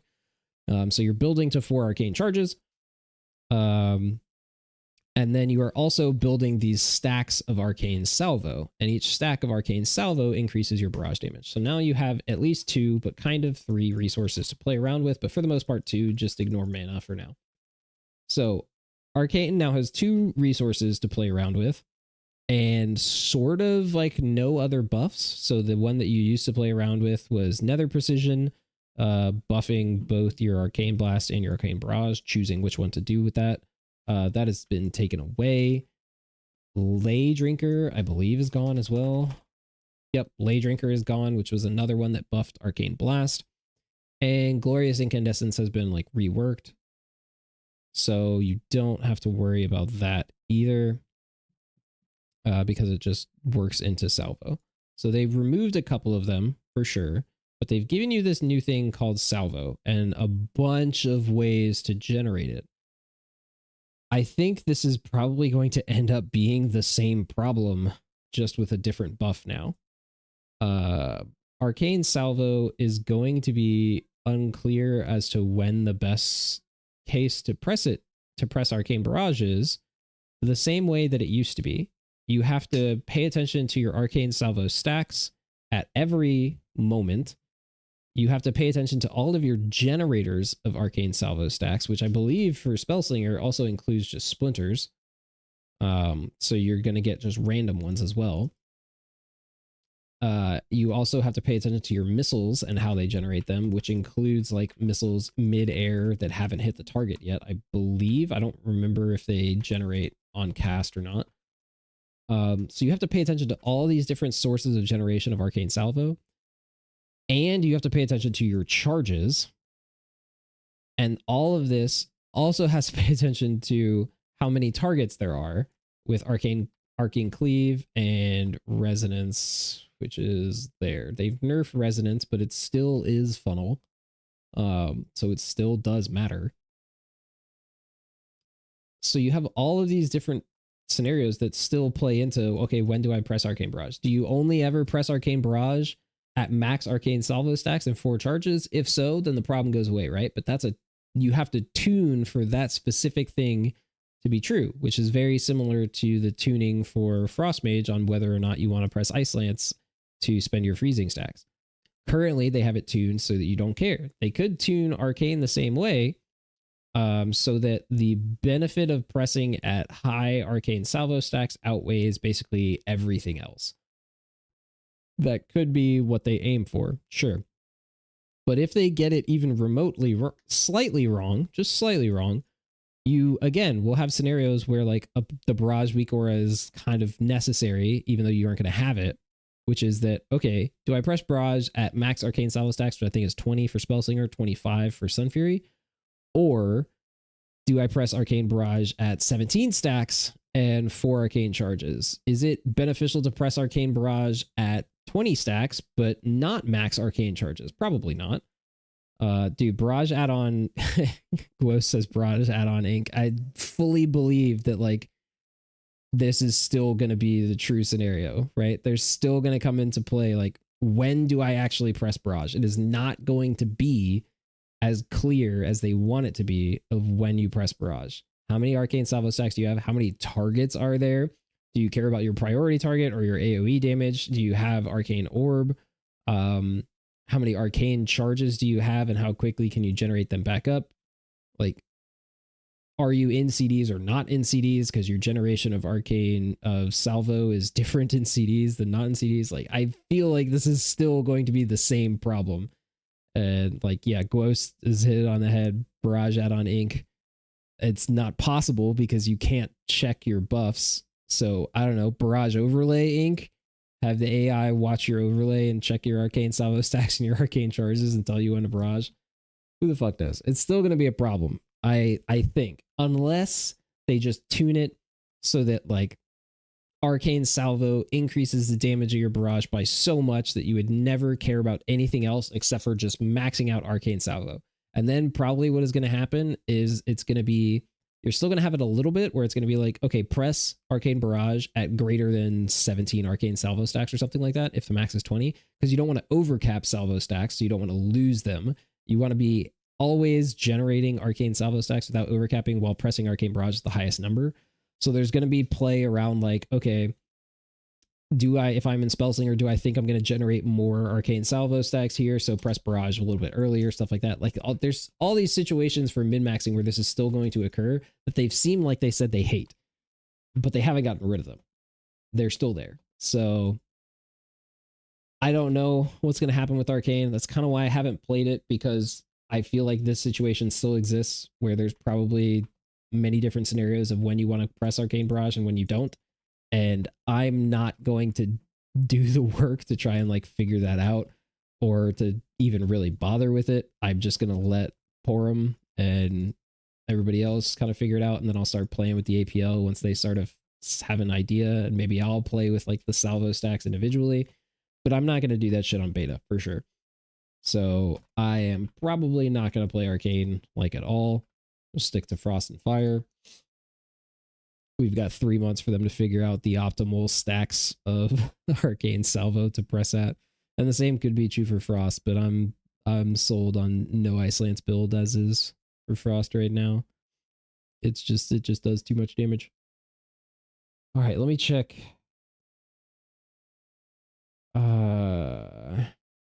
What are we gonna do for raid testing? Should we try to fill our start? People start looking for groups. Dang, we may not be able to do the raid testing. People keep dropping. We only have 7 people signed up now. No tanks. Yeah, we might be cooked. That's unfortunate. So we'll have to see if potentially we can get into any other raid testing, which I don't even know who else is doing it. I don't know, Ghost, if you're watching, if you know anybody else is doing raid testing, and who has any spots. Like, we're a group of 3 or 4 different guilds, and somehow we only have 8 people. I know Idiot does testing with, who was it, Snowblind, but they also haven't had enough people to do any testing. So all of my testing groups have fallen through for now. So if anybody watching knows of anybody else who's doing testing, let me know. I'll sneak in there. I'll try to. But it seems like a lot of people are struggling to get people in to even test today. Which is weird. I would have expected more people to be able to do it today. Who said, nah, don't know anyone that have much space. Yeah, it's going to be hard. This is like the first testing that I've ever done where attendance is like so low. I wonder if that's because people are just not that excited about the next expansion because of all of the doom and gloom around it. Which, by the way, I think the doom and gloom is oversold. I think most classes are going to play relatively the same.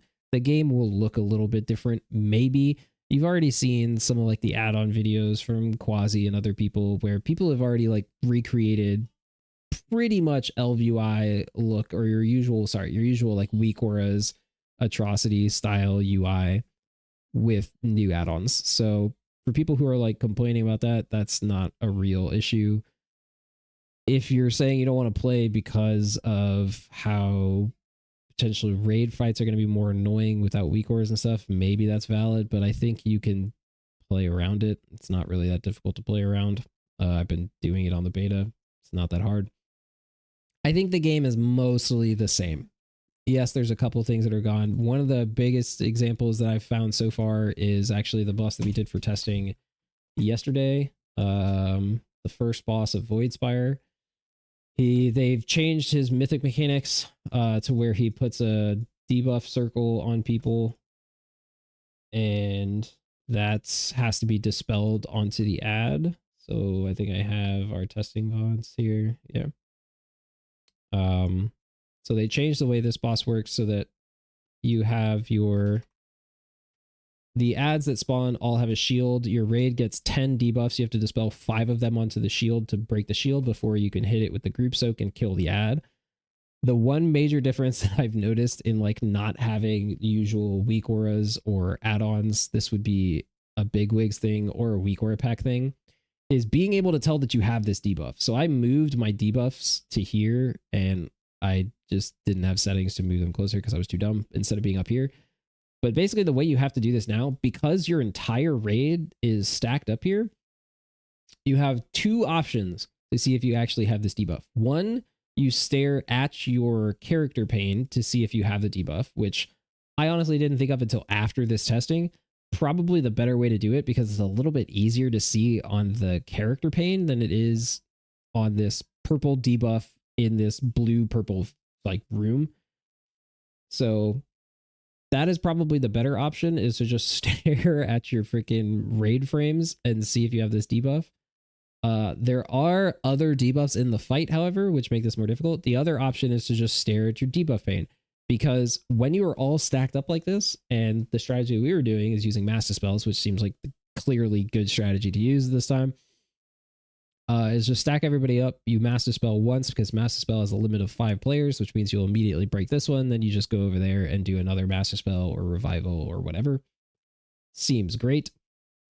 When you're all stacked up, you cannot tell visually that you have this debuff, and there is no sound. There is no anything else that alerts you that you actually have this debuff. So you only have to look at your raid frames or your debuff, and WoW debuffs are historically terrible. So like I don't have it right here. And you see me like stutter stepping here. That's because I got used to trying to see if I had this circle, because I see there's somebody with a debuff here, but I don't know if that's me. So I'm just trying to make sure that like, do I have it or not? Because our strategy was to like have everyone who still has a debuff go over here so that we can press revival and heal this group soak and dispel these people at the same time. But like we have a late person here, so we can't revival. So we're just waiting. We gate over here, and then we end up revivaling to dispel them. But this is the like first one where I've really felt the add-on purge. Because this was pretty painful to really just not know when you had this this debuff. It's like pretty freaking hard to see. Purple circles, 10 of them on top of each other in a blue purple room. Purple debuff on here. The best way is definitely to probably just look at your unit frame. Where's the other debuff in this fight so you can see it? I don't remember when that comes out. See, like here, I did have the circle. I don't even know if I can tell. Okay, so I just go over here even though I got mass dispelled because I knew I did have a circle. There's supposed to be another debuff in this fight. It's a curse that would also show up on your frames, but I haven't seen it show up on anybody yet. So maybe they got rid of that. But yeah, like that's the one place where I've definitely felt the no add-ons. That's for sure. All right, let me see. Do we have the group setup, custom, find group? DMG has room.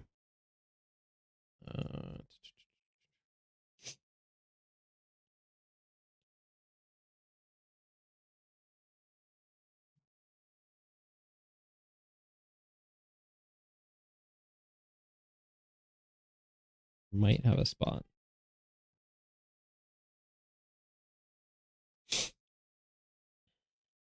It looks like Vinny Warpath Ascent is not going to happen.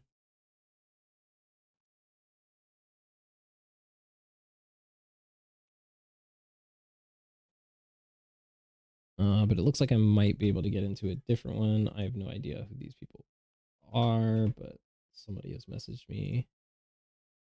Oops. There we go.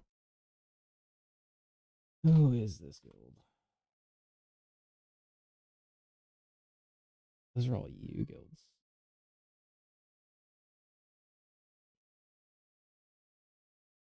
Anybody know who Noctis is? I don't know. There's an EU.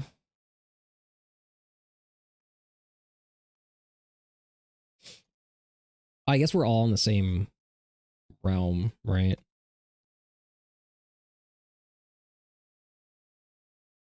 Okay.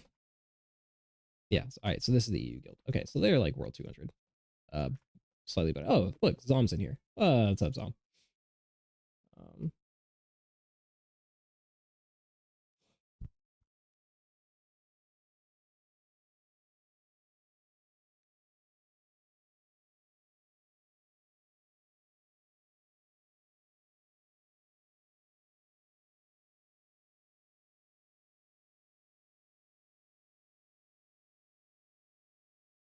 Is Zom actually in this guild? I don't think Zom is EU, right?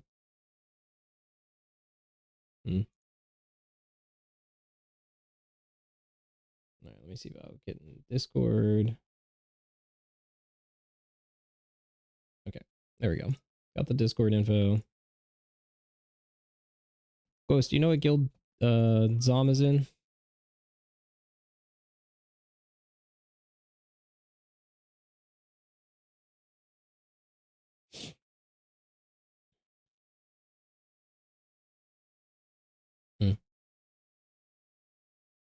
All right.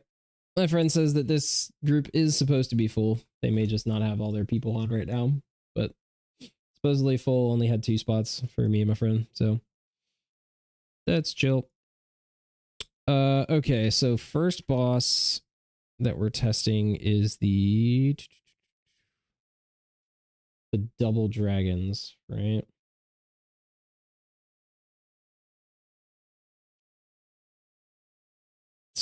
So maybe that's cleave build. The problem is you're not going to have freezing stacks on any of the smallies. So maybe I just go single target.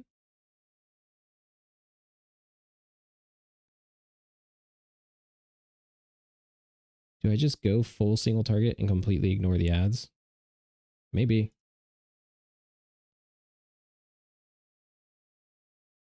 Is Zom actually EU? I didn't know that. I thought he was US. What's his character name? Zom. Oh, he is EU. Okay. All right, chill. He is not in this guild, but he is EU. So that at least makes sense that he is in this guild. Or in this group's testing. All right. So I'm probably playing Frost. I'm just going to try no Ice Lance. And actually, since I'm playing no Ice Lance, but I'm playing this, let's see, no Ice Lance, instant Blizzard. Because this will at least give me better Blizz damage. Because I'm going to use Blizzard on the ads for sure. And then I would like to take this, but I don't think I have anything else to take. Glacial Spike, Glacial Assault's 3% damage. I want that. I want that. 15% more damage on Shatter would be good for those short times when you can do it, but we'll leave it as is. Okay, so there's that. And then let's check. Let's port to the place to make sure we get to the teleporter. Well, currently this group only has 9 people, so it's also not looking great. But we'll see what it Oh, it ends up.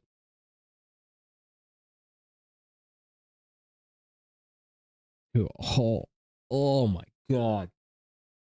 Dude, my dog is just ripping farts in here. That is painful. I'm just gonna go ahead and go to okay.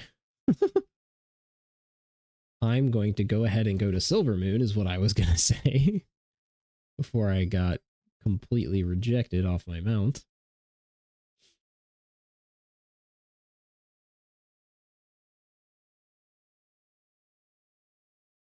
So let's do that.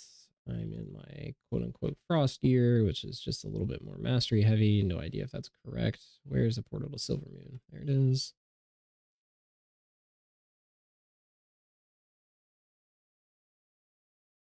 And are they in Discord? They are. I'll join their Discord.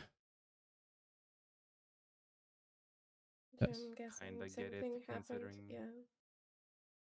This testing is yeah, this testing is extra scuffed, so I'm not blaming them, I guess.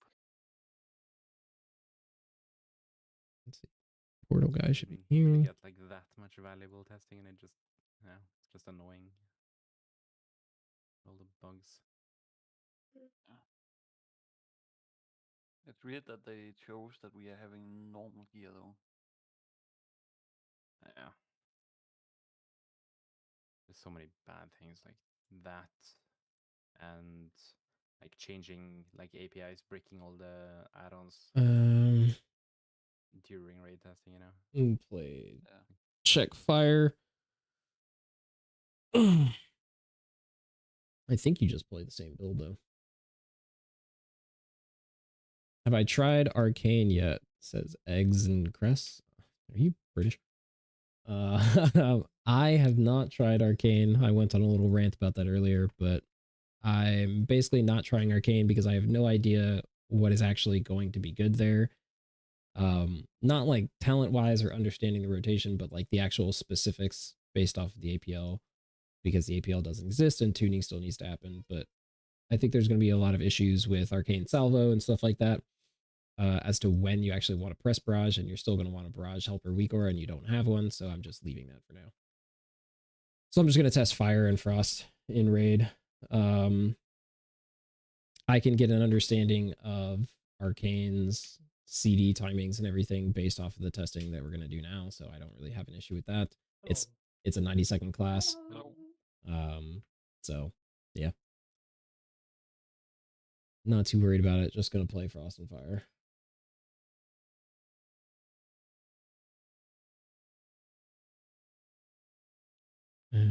So I think this is fine for fire. Okay. I don't think this fight has that much. Okay, health sign. This.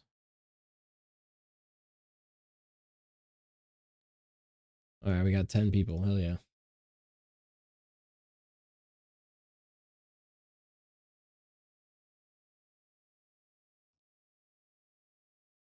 But I'm going to start out as Frost.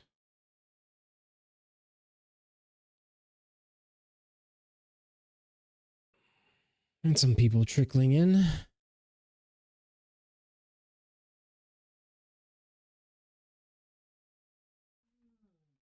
Oh. It's really annoying that you can't list the raid groups. Yeah. Hello. Hey. Hello. I wonder why my like overlay doesn't work in beta to see people's names when they talk in Discord. I don't know why that is.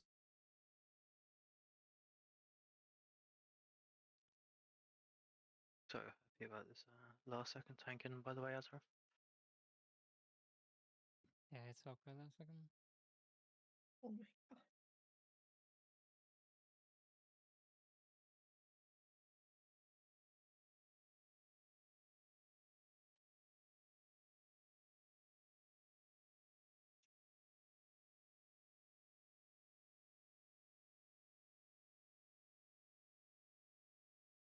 XD needs 9 people, Ghost?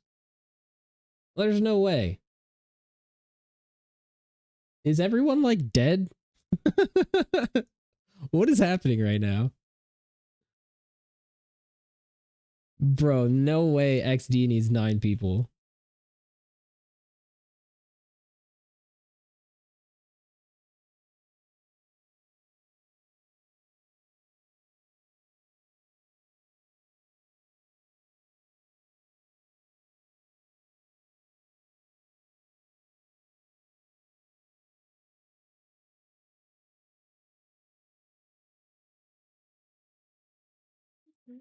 Bro, XD needing 9 people is fucking crazy. For those who don't know, XD is a World 17 guild. Where's the portal to the boss? It says to have grips for the ads on this boss.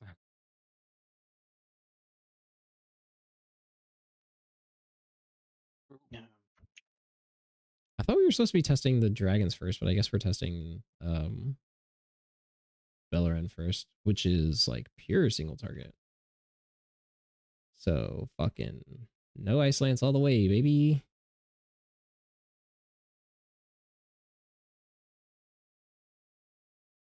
The boss isn't here.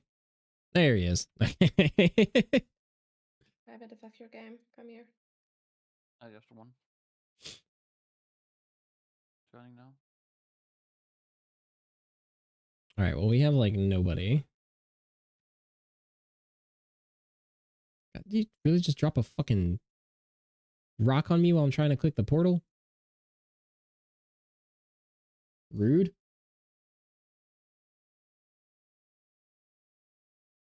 Even Azar hasn't joined yet. Don't know what's up today. I'm not joining. I'm in the queue.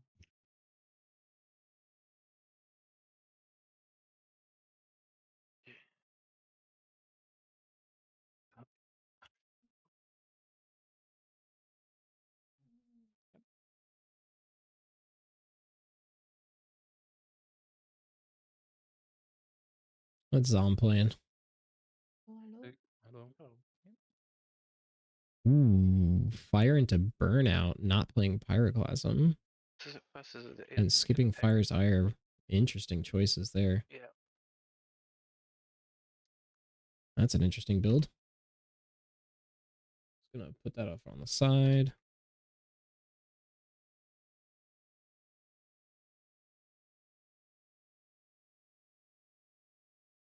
Check his trinkets. Oh, good call, Ghost.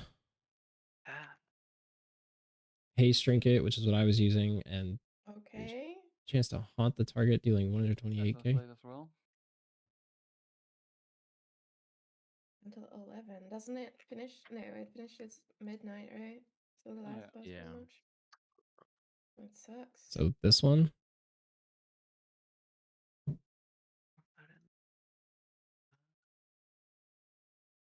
Oh wait, actually. I don't know. All right, so I'm in pure no ice lance. Never press the fucking button.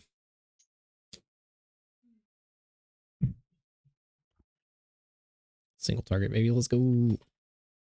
I have no feast. Let's go.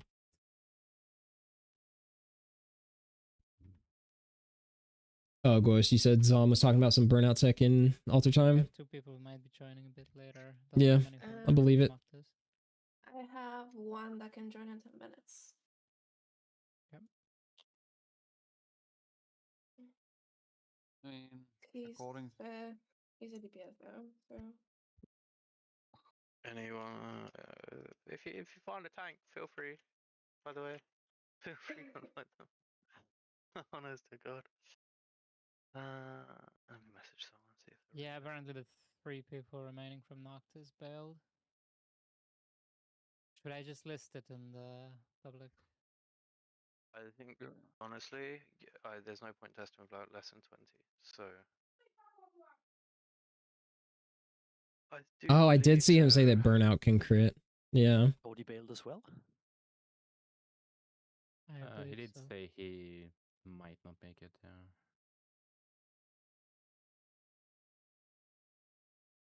Hmm.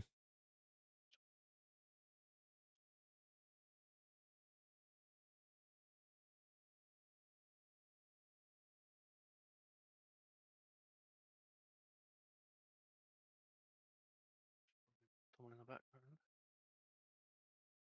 It's about 5 people who bailed the last 30 minutes. That's insane. Damn.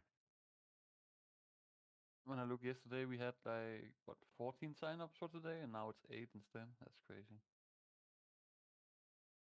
Burnout critting might be very, very good, but I would stand in if I had an active sub. we will see. Tuning in Sims Wait, be damned. Aren't you coming back? Yeah, but I mean, I won't have an active sub until March, probably. Like Really? February. Yeah. We've got What the 3 hell? core raiders exactly the same. You're not gonna Literally, they farm all with on us? sub. Farm, man, I hate farm. I don't know if it's a It's healer really thing. boring at the Farm moment, is yeah. fucking miserable. It's miserable as DPS as well. Yeah. Yeah. To be fair with you. Timings are fucked and everything is fucked, yeah. Well, it's just like logs mean fuck all, right? Like when you get to a certain world rank, it's like they really just mean nothing. So you kind of get all your 99s in 1 week, and then after that, it's like, well, now what? You know what I mean? Yeah, I'm That's pretty sure unfortunate for hierarchy this is, like, testing. harder the better your guild is too, you know, because like everyone's good at sniping ad damage and stuff like that. So Honestly, it Yeah, only made sense in Aberrus, yeah, when evokers were completely busted and you just turbo boosted one person I used to or one love it. reset. Yeah. I had 3 org evokers on me in prog And as a Unholy PI. DK. Yep, Oh, yeah. MPI on Unholy Yep, DK. I was doing the most. Like looked phenomenal on logs, but weirdly, it was the worst I ever played. Apparently, Oli could only join in 1 hour. Alright, so they had a ton of people drop. Apart That's from that, I unfortunate. guess we have those 3 people who might be joining later a bit more. Don't know if anyone has any other friends who might be able to.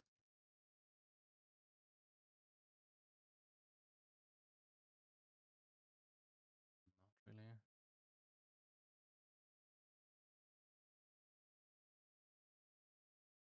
Yeah. Have a campfire and sing Kumbaya at this point. Remember when Orc Evokers came out and the scaling wasn't quite right?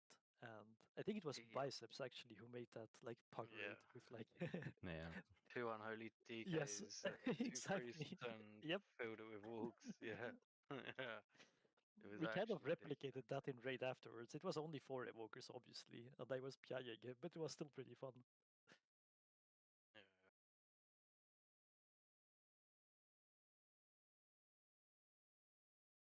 I think Aberrus was actually the most fun period of farm in the past 10 years. My guild exploded. My friend just said, like, he's only seen one team with 20 people currently, and that includes Instant Dollars and Northern Sky. I didn't So, like enjoy yeah. the bosses themselves that much. Not many people no, around today. Fog and farm, but like Well, that's what we get for it was Blizzard just putting testing at these speed weird builds and fucking stuff, that was hours. fun. Yeah. I mean, Pesco did some crazy shit, right? We did the 2 Yeah. heal Sarkaref, like the first with Mini and Clara. And then we had all of the like Orc Evoker optimization, like crazy shit, left leg calls and stuff. That was just really fun. And I think Mini and me did the first 2 heal. What was the map boss called again? Neltarion? Echo of Naltharion, yeah. Oh, we Yeah, that was chill. really fun as well. We chill. We chill. So let's see One on that at one point. what all else Zom has. What gear is he running? Haste Mastery, Crit Haste, Crit Haste, Haste Mastery, Haste, Crit 12 now. Mastery, Got Haste first. So he's running Haste gear. So this is similar to what I was running. Got promised 20 people. Makes sense. Some contacts, Ollie. Yeah, me Get more. too. And just double checking. So he is running the Meteor Talents. He's not running Control Destruction. They were idiots. Even though this is mostly a single target fight. I mean, the ads exist. At some point it did look like we might get 20, but quite a few people failed. And then he's running. Are we just filling numbers? I'm or are we just interested to see if this is actually like care about the a quality of potential players? single target build. And Burnout just like does that much damage. When it says explodes, dealing 75% of the remaining damage. Ghost, do you know, does Burnout hit multiple targets? Or is it just on that target? We'll Because this is an AoE talent, but these are also AoE. This is an AoE talent. There's a group of 6 people. I haven't done any testing with this. Yeah. So that could work out Pretty perfectly. sure that turns to 18, right? Get him in.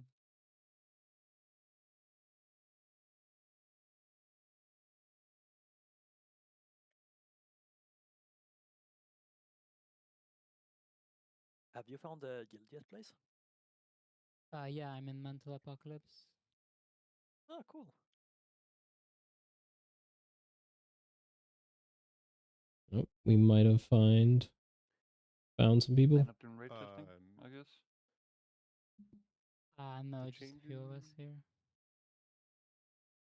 The changes for Mythic on this were just that if you let the orbs hit the boss, they explode, and when you're soaking lines, you now do splash damage. Is that right? I think if you soak the opposite color of anything, everything blows up. At least like how I read it. Okay.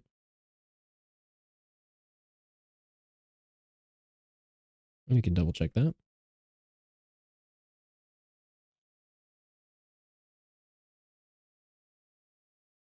I see no mythic icons.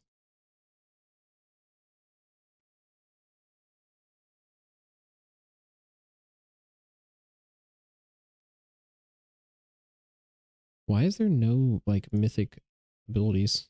What's going on there? On mythic, They're coming, those 6 people. they're just not listed. Okay. Echoes burst for massive damage to all players when coming in contact with a boss. Yep. They're half players as well. Real half, big half. Okay. Infused quills deal splash damage. Yep. I'm not seeing the thing where like if you soak a wrong color you die, but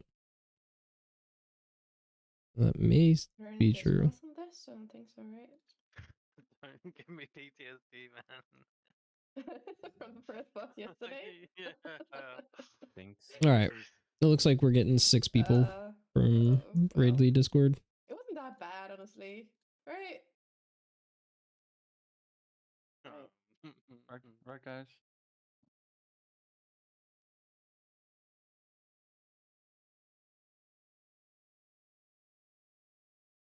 Another mage.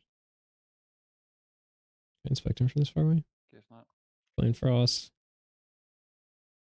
Let's see what he does. He's playing an Ice Lance build.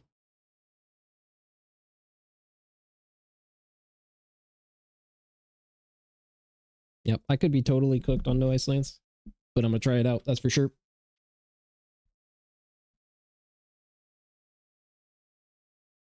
Hello, puppy dog.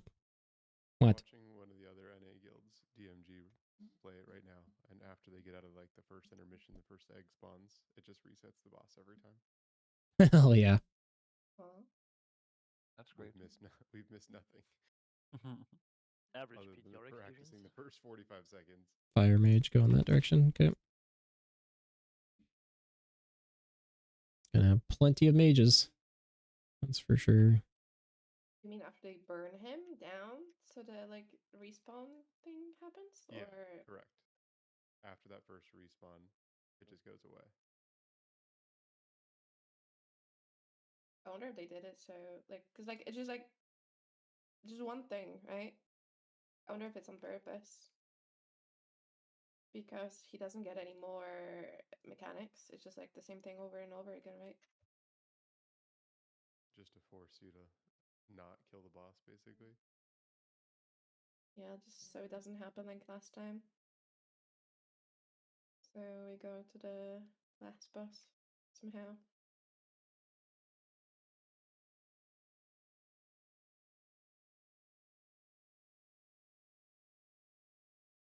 Is it just me? Oh, no mind.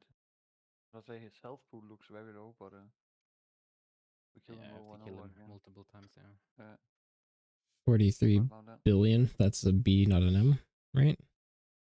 Oh, that is an M. 43 million. That's super low. I'm pretty sure that's way lower than it's supposed to be. That's there telling you that you're too far away. Okay.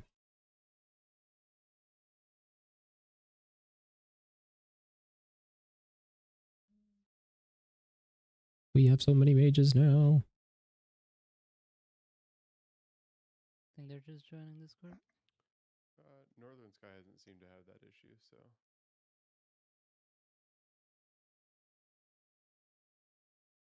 That's odd. Wonder what triggers it then. Yeah.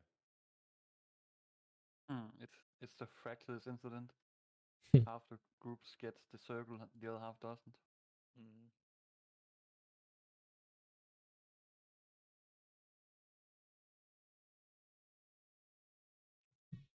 All right, I'm ready to blast. Let's do it. Hi everyone. Hello. Hello. Hello. Hello. Hello. Hello. Hey. Hi. Hey. Hi guys. Bonjour, ça va? Nique ta mère. Mais oui, ça va, tranquille, calme-toi. Oh, geez. Languages. Ignore him. It's a soundboard. I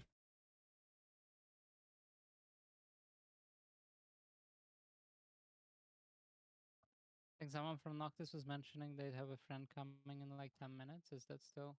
Yeah. He's still coming. Like, we can pull it out, and I think. Cool. Yeah, we Okay, can. We might as well. Be there now.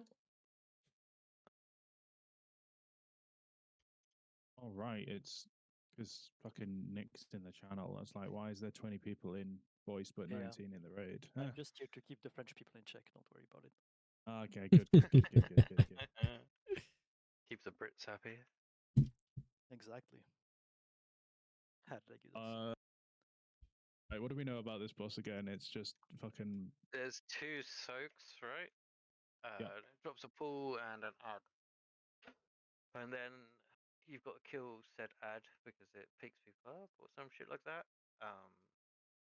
You can go into the opposite circles, I believe, as melee, and you take reduced damage. Right, things still take damage, but those need to die. Then you've got your frontals that tanks would gonna face it. As Blaze, you pick which way you want to face it, but obviously away from the raid. Yep. I think we landed on. Sorry. Remember? Yeah. No. What did we land on last time? Where to Yo. aim them? Was it? It wasn't. I'm ready to was it go. To the walls? Or We went into the middle when I done it with Vinno, and okay. we played in the corners sort of thing, because you get knocked back for your soaks, right? As well. Yeah. I mean, we played it over here. We were dropping, or we were soaking off to the side, and then getting knocked, at least in a direction away from where the frontals were happening. So as long as we know where the frontals are going, like not to get knocked in that direction. So that was killing a bunch of people. We can face the frontals toward behind him, and then. One thing you said opposite color. I don't think it's the opposite. I think it has to be the same for it to be like reduced damage, right? You only interact with anything that is the same color as you. Like don't interact with anything that isn't. If you're yellow, don't do blue, and vice versa. And we're pretty sure that like doing so just wipes the raid.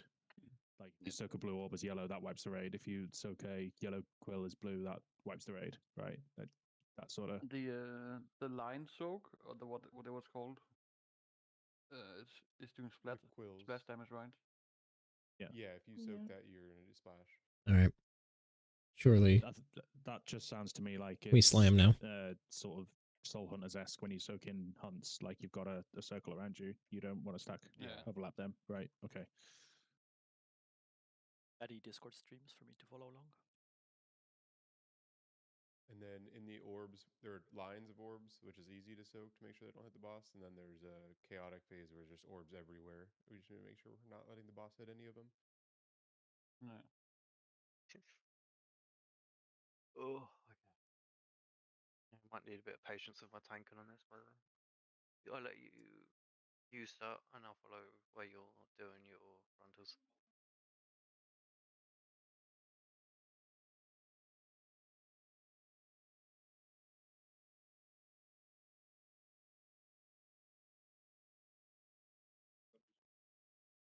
Rogie ready? Yo, let's go. Just lost on pull. I think we send Just do it. first intermission, right? Just lost on pull. Second. For now, maybe we just It's send on pull to testing. get the intermission. Yeah, maybe? it's testing. You lost on Yeah. pull. Yeah, And then like, once kill it. we put it down, we just swap over. It, like, it You're not genuinely trying to doesn't kill the matter boss. where we put it. We just, yeah, whatever gets us furthest at this point. Yep.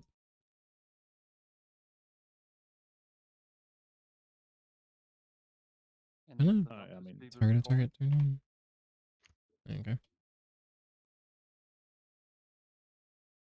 Well, all right, fuck yeah.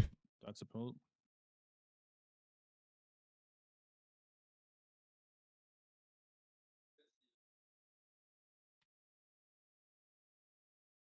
We want to put these off to the side. So if you're blue, you're soaking on me here. And then you want to hit this ad.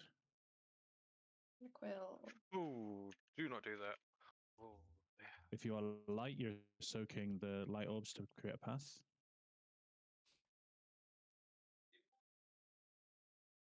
Well, that just killed me. This is double soak.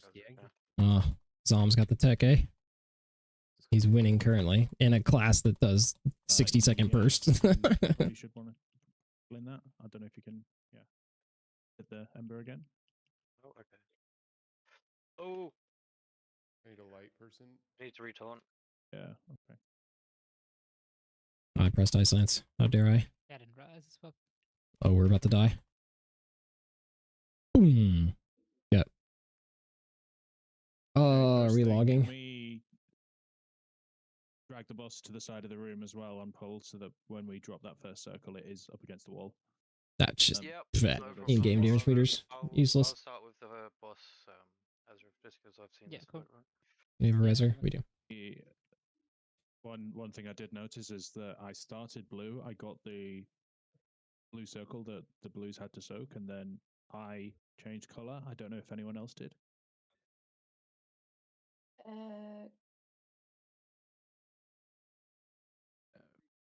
Well, it just changed like the second time see, or like. Well, yeah. After every egg, like on heroic, after every egg phase, you changed. You'd like switch polarity or color, whatever you want to call it. But like me in particular, having the circle and people having to soak with me, my color changed. So, like I started blue and then I was yellow. I can like live analyze logs since I'm not playing. Yeah, Blaze usually is. Yeah, I have logs live. Let's can we try get our pulls going There they are. a bit quicker than yesterday, maybe? Just because we're a bit behind. Do we want to put a marker down for the first soak, or like the first two soaks? There was only one, but we'll do it on cross. Or bro, that trinket does so much damage. This one? Yeah, it's up in what the hell? World boss is Zom's trinket did so much damage.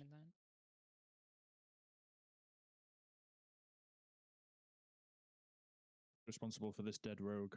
All right, but I know I can do way more damage than I just did. The target swapping is. So you're placing the soak on cross, yeah? Cross, yeah. Yeah.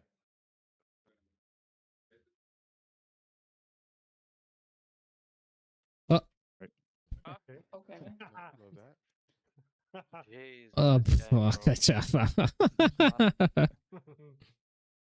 Need 60 seconds, smile. Sounds like they're having some trouble with this fight. Bro. That's slightly more this way. If you drag the boss to the tip at this point here, then that's like no LA, they don't need to move so far, do they? I don't care if you have cooldowns waiting. No, my CDs.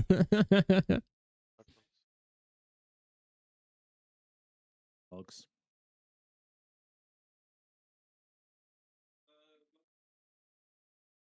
Okay, first soak, and there's only one. It's going to okay.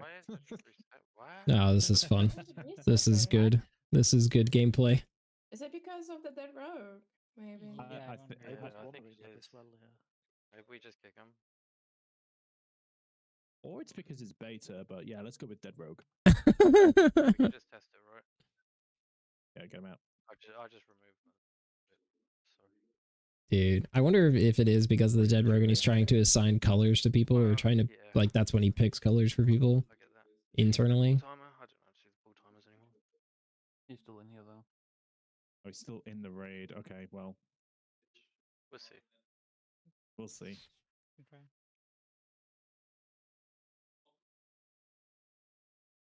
Nope, gone. Okay. Hell yeah. I've used all of my Ray of Frost charges. Can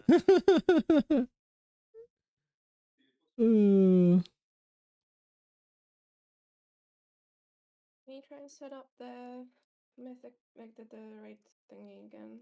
Maybe somewhere else because the friend can Sure, see it. yeah, I'll put it where it used to.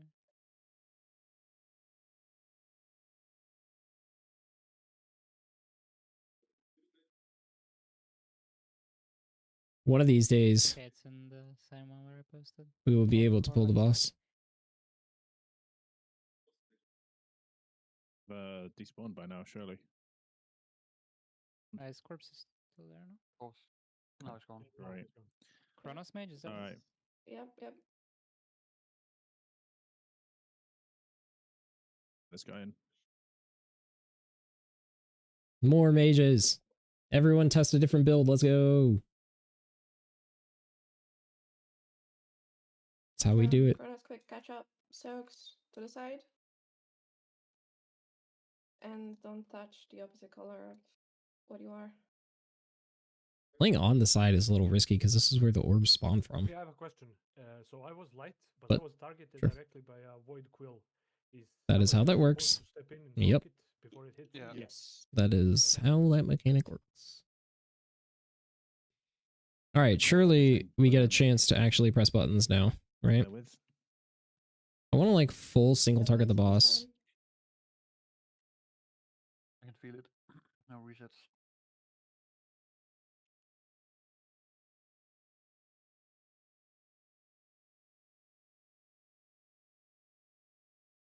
I think, right, first soak goes to cross. You are blue, you want to be soaking this? Don't get knocked towards the boss because I'll be frontal straight after. Everyone hit the ember and kick it if you're blue. Get under the boss. Oh yeah, baby. We want to kill the egg afterwards as well, I think. No ice lances here. If you're light, soak the quill and soak the orbs. Good. Kill the void egg. You're blue, you want to soak this quill? I'll do it. No ice lance, baby. Let's go. Yeah. Blue soak. If you're blue soaks, yeah, look at them, that's good. Whatever this cast is. There's a yellow soak in the back as well. Good. Orbs. Oh, we transitioned. Gonna knock us away from the That's center. unfortunate. Yeah, he's gonna knock us away from the center, and you don't want to stand directly in the center. You take more damage. Away, you get knocked up, and planetary. Don't stand in the bad shit. That does a lot of damage. There's orbs coming. We need to soak these orbs as well at the same time. Okay, I'm dead. That's pretty pog. Hell yeah. No ice lances here, baby boy. Let's go. Was about to hit my next set of cooldowns and pass on. But that was because a wrong color got hit by these frontals, right? I can just stay alive to see the open of this next phase.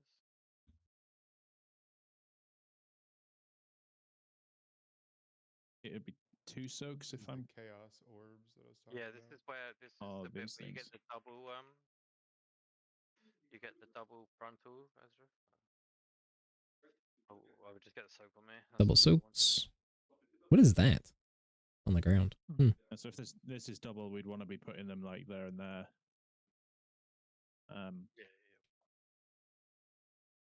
So what's the deal with those big, not the ones that are in the line, but the ones that sort of spawn sporadically and are mixed up, the orbs? Gotta soak them. Pretty sure. We just saw them before we wiped then. It almost looked like like the ones that were not soaked before are coming back the same way. Like, I'm not sure. Because they were coming to us with a like, gap. Before my untimely death at 1:30. For which part?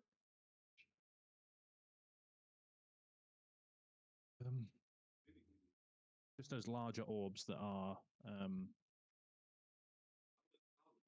floating around. I mean, what was killing people in the intermission? There. 57k? Just the frontals, right?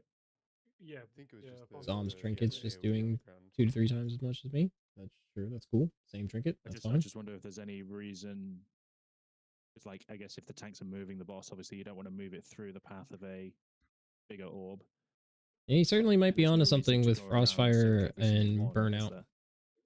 He's doing about 20% more than me, but I'm doing about 20% less So you than just I wanna usually do it do to, on target like, dummies. make a path. But you could probably say the same for So him, you right? need like 3 or 4 orbs in total. Could be a give you goom. nice open space. Yeah. I wonder how If the hard orbs hit the boss, Burnout it also itself stops is your actually raid, right? hitting. I think Like, this is where's what his happened. damage coming from? Yeah. Burnout is only doing like 4% Yeah, I mean, of if his it wasn't damage. clear on the intermission, if you're honest. blue, you stand in blue. If you're yellow, you stand in yellow. God damn it. I think most people die to that. It's important to just get a way so the tanks can move the boss through, and then it's fine. First soak onto cross, remove the boss as well. First soak on cross if you're blue. We'll get knocked towards the boss afterwards. Frontals. Switch to the ad. You're taunt. If you're yellow, soak in the back. If you're blue, soak an orb. One's Bit of boss. path, you don't need to soak every single one. Yeah. Blue, soak the line. We want to be hitting the void egg as well. If you're yellow, soak over there. Good. Can we just res anyone? Have we got reses? You're yellow, soak in the back. Don't need everybody to soak it. Blue orbs coming far. Okay, just save CDs. He's going up in a bit, so. They go away. Oh. Yep. Late to see this now.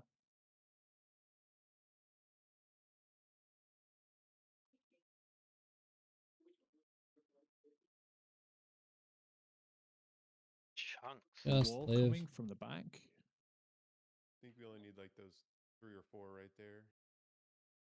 Yeah. Damn it. Like the 4. I'm like at CDs right. again. Yeah. This is when I would pop everything.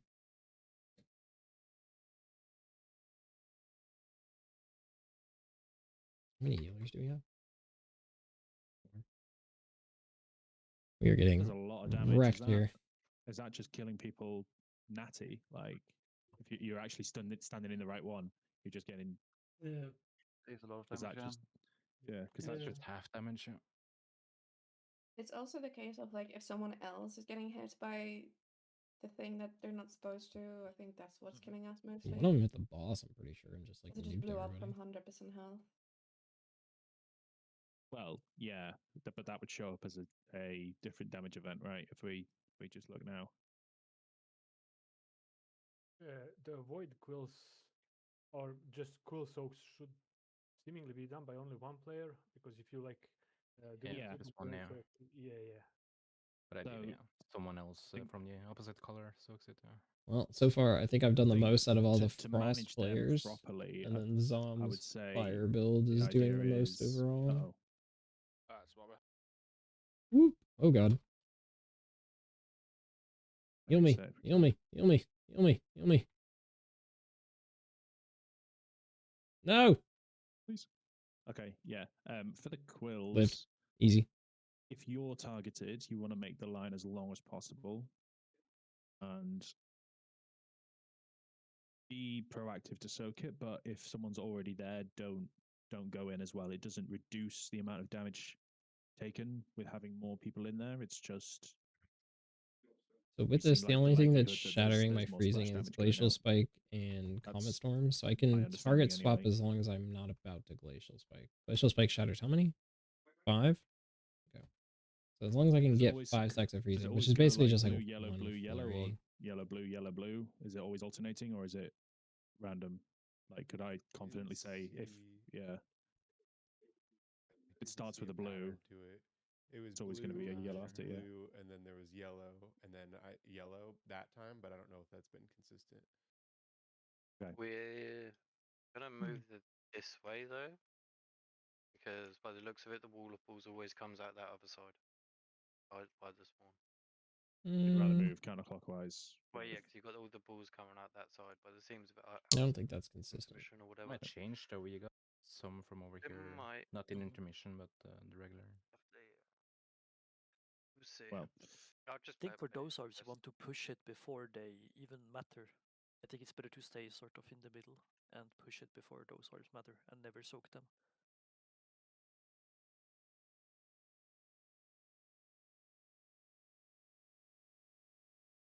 Let's go to cross though. Go yellow. You want to be soaking on cross?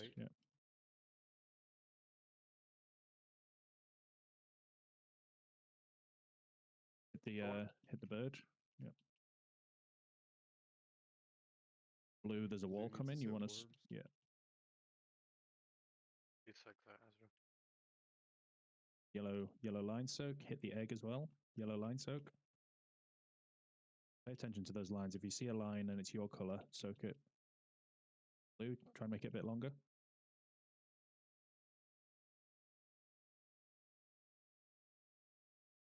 Good.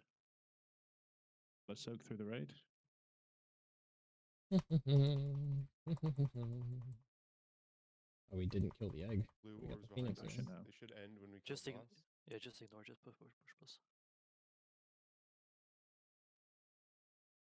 Have we got any reses or not? Used. I yanked. Oh, the ember still spawns. Oh hell yeah! That's fucked. Oh. Okay. I've got it. I'm hard to answer. Oh, okay. Leave. Extra funnel, guys. Extra funnel. Just instantly murdered me on the first tick. Alright, cool.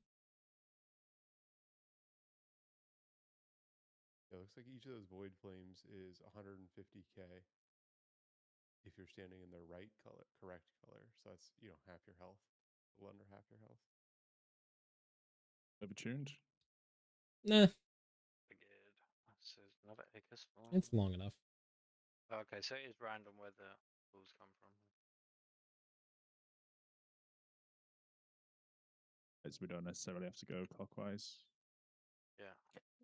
Just before we had the bolts that we ignored, we had one of the lines. Grip these? I can't grip that. Yeah, not until they land. They need to do the jump first. Yeah.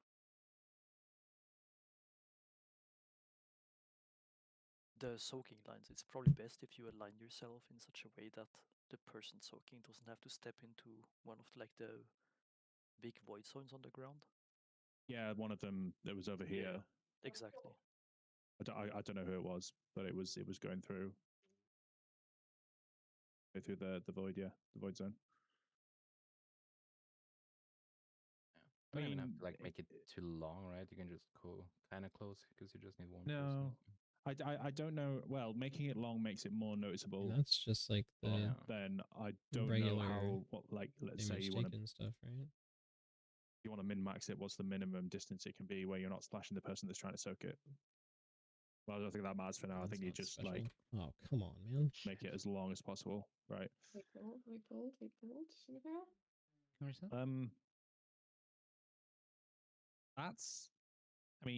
That's basically the fight, isn't it? It's just it ramps up a little bit because you get 2 soaks and then maybe you get 3 after, and I think I'd stick to 2 soaks the whole way through, if I'm honest. Okay. Obviously, I don't know because obviously I haven't seen it, but I can't see it. It'd be hard to split if it was free, right? This bug of Glacial Spike resetting on pull is so fucking annoying. This fucking raid probably is. We could probably save Lust for the intermission to see, just to help us heal through that, because that's fucking that's half HP every tick, and that's if like you 3-4 seconds between each that tick. sucks. I'll drop I'll drop an early. I'll just drop my mass barrier, right?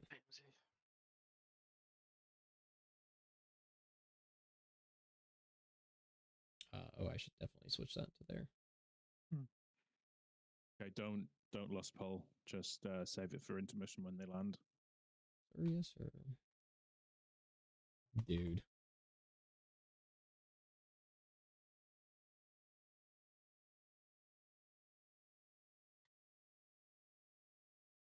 The soak's going to cross. Still.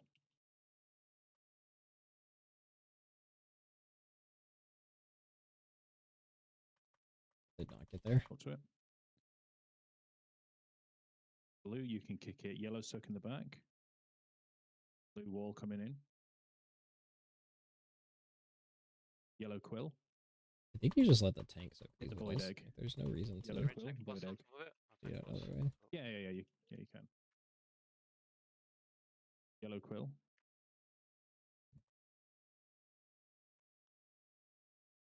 The frontal's coming now. Blue quill, quite far. Only one person needs to do it, remember. We don't need to have so many people doing it unless you spread out. I mean, as long as you spread out. Careful balls. Let's get that soaked. Yellow quill. Okay. Good. Oh, okay. Okay. Was What it just yellow happened? quill just straight through the boss? Fine. When it lands, just last. I was about to pop all the shit. Can't get an accurate description of whether this is going to be good or not. Look at the I wall keep over here. You only need to doing soak random two shit that yellow kills in the us. middle and the two blue either side of it. Oh yeah, I was third and I was holding so much shit. That's enough. That's fine. What if it ticks 5 seconds apart? Okay, so you can ice cold too. That's very good.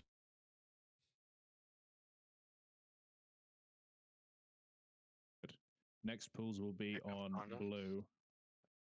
Want to move the boss over towards blue. We're doing the circles over there. I wonder if orbs hit Soak bodies. these orbs on the way over so they don't hit the boss. Oh. Like that. Pow, pow, pow, pow. Progress. Yeah. So like you want to put these either side of the blue marker. And it's just two ads that can go on top of the boss. That egg is so annoying in the intermission. It counts as line of sight if you're standing on the opposite side of it, because it's solid. What? Yeah, so if you're trying to heal someone on the opposite side of the egg, you are not in line of sight. That's I don't think I hilarious. had that issue. Are you like a short dwarf or something? No, I'm a Draenei. That's hilarious. Short shaving dwarves. I can't.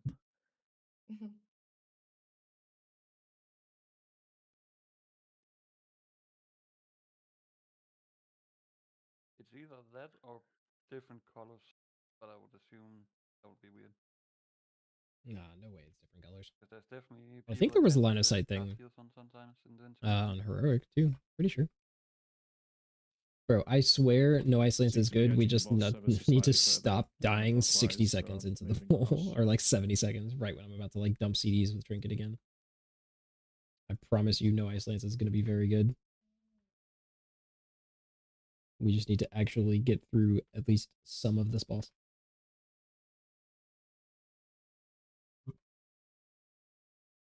But holy fucking god, is it really annoying that Glacial Spike resets on pull. I think we definitely need it for intermission. It's the most annoying shit ever. It's probably worth delaying some healing That intermission. That is so crazy frustrating. Delay the convoke. If you're not the first person to cast and pull, your Glacial Spike gets reset mid-cast. Just have the first AMZ. And that shit is first so frustrating. Like Your turn. I put AMZ up. Blue wall to the right. Okay. That's a yellow person soaking that. Dying. Need to be careful. Void Egg's right in the back, switch to it. The zone is a bit oppressive here for Stoke. Yeah. The boss was on top of the zone. Yeah. Do we need Yellow to line be, in the like, back? right next to the puddles? No, it's only when you drop it. Like that's just for. What did I even die more to? of an uptime thing, but then we can completely move. Rebirth does 80k when it like respawns. I had a heal absorb on me. Okay, cool. All these people have heal absorbs. I assume that's what that is, which is why they're just ticking down. Zone proc cauterized. Oh yeah. Yellow on the back. I got him. Or I just want to prove.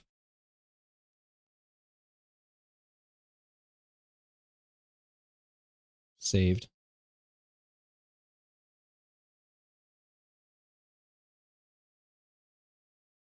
Every time you see you have a quill, you should just be making it as long as possible. I'm not going to call them. Quills. To make it obvious that you have one. Big yellow balls, if we can soak them with this despawning. Yeah. Okay. All right, I'm primed. Shit, too early. Yeah, someone else with flamesy. That's fine. I'll do that. Rextos next, yeah. Do not kill me during this.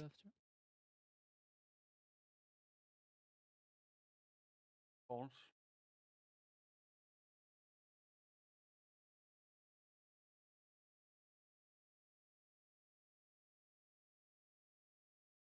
It's a good thing you can touch other colors, or else we would be super fucking dead.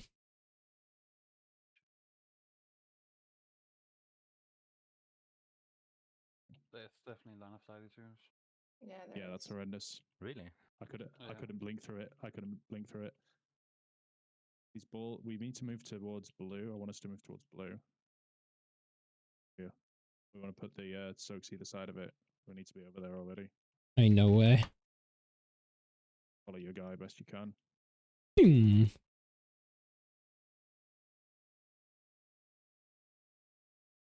Yeah, I legit just shimmered into it twice. It's fucking cringe.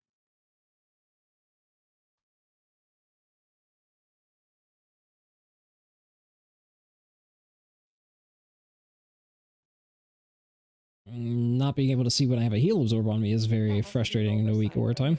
There's no way it's intended. I hope so. Might be intended. Because like you want Honestly. to be close to the egg to like do the dance properly, but if you're close to it, you just can't heal most of the group. Yeah, I mean that's just dumb,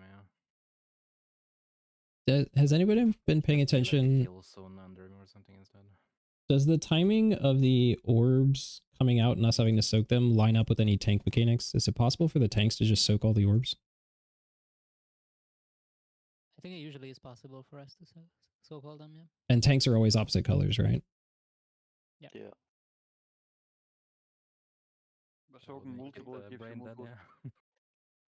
Soaking one multiple thing that gives you multiple stacks. The dot range. Yeah, but this the tank boss is all fine. Even this 3. boss slapped, bro. I'm doing 60k heals per second. Like what? I think one of the things that would help is like if we're dropping the first yeah, I'll puddle on soak as red. many as I can. It depends on who the frontal's on. If the frontal's on at the time, do you know what I mean? If the puddle's on red, the off tank. let's try to like pull the boss a little bit further towards mid. All right, I made my contribution to the strategy. Just let the tanks do it. Is we're putting orb soaks in that puddle, and then like the only person that can do it and live is tanks. So we can give a little bit of space between our boss and the puddle. Oops. Would be really helpful. Bad lust. I don't even have to like move from the center, really, right? You can just like place it around the center. That's on me. Yeah, there's no knockbacks on that pad on the frontals this time. I'm moving.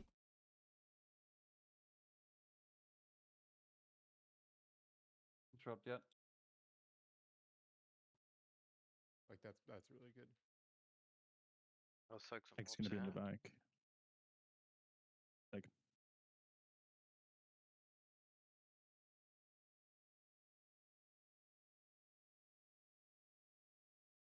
It's not dying, or It should.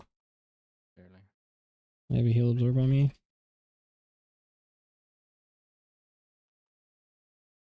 Pop some defensives. Orcs in the back. Blue behind us. Blue line. I'll res healer. Except that fast. Is that quills killing people there, or? Yes. I died to a quill there, yeah. Last. No timer there. Already lost it. Someone lost it, Paul. Oh yeah, sure. I just don't have any. But Even the link is not working because of the line of sight. That's crazy. That is so cringe. Wow. Yeah, that's what testing's for, I guess. Frost double defensives has plenty of defensives for that. That's good. It seems like people are just low from the knockback, so I think it's worth just using Order Mastery on the knockback first, and maybe even a health pot or something, just people are healthy by the time they get back to the boss. And then just chain AMZs, maybe like one AMZ into Link, into AMZ2 and AMZ3. It's really handicapping to not see healing cooldowns being used. I honestly, I hope Blizzard fixes that and let's use the healing cooldowns. Well, at least we still have the nodes should still be a thing. So true. At least you can plan your way out of it. I'm really glad they gave us a Gucci bag absorb overlay though. Yeah. It's to know that you're Gucci, right? Really important. That is true. That thing looks fucking great. I'm less than Gucci. On the knockback, let's just always use Aura Mastery and Rallying Cry, as long as those people are still alive. And then we use an AMZ when we get to the boss, and then Spirit Link, because usually that's when, like when the first AMZ runs out, Spirit Link is usually good to get people sort of stable again. That's when people start to drop a bit low. So I can. We also like start the intermission on like one spot, so like a roar or something can be utilized there, because like if we're spread over like the whole circle, like let's say like we start intermission there and then we just spread. Yeah, I think that's a good idea. First of all, the healing is going to be easier if people are stacked in the beginning, and then just roars or like wind rush totem or anything like that. Yeah, okay. I can use my totem. You can also gate the knock if you want. That's what we did on Heroic. Yeah, I was watching Northern Sky do that. They just put a gateway down out here, and then everybody stacks, and then as soon as the knock happens, they gate in. Yeah, that's great. Yeah, let's do that. Okay. Yeah. Ugh. It seems like we can just stay center, like where the boss is now. Circle, right? And you don't run out of space before you like do the intermission again, and then reset. We also just have space for the orbs and shit, you know. We also save a grip for when the ad is about to die because it has been just running away from the boss. Like unless I'm pull, promise I won't. Yep, don't lust. Ideally, don't lust. the person like targeted by it as well, and just be under the boss. Yeah, it just tends to be a caster it's running towards for some reason.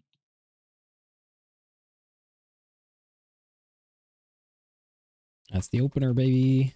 Take it across. What color? Blue. They're just not moving. Alright, cool. Fuck yeah. Yeah, we just play it there.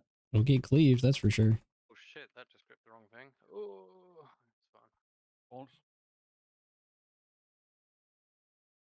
And I'm gonna move this out of this. Maybe heal Can we Jordan? just go again? No. Yeah, we can't do the intermission. Oh sure, the time I'm blasting, we go again.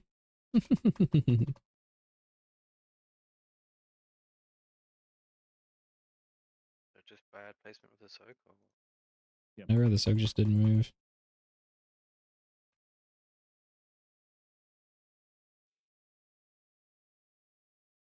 I mean, unless we just move, like if that happens and we just move the boss so far away that we can see everything happening.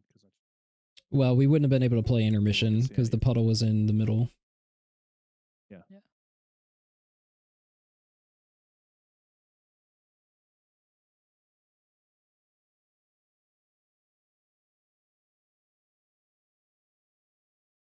We'll do like 1 or 2 pulls.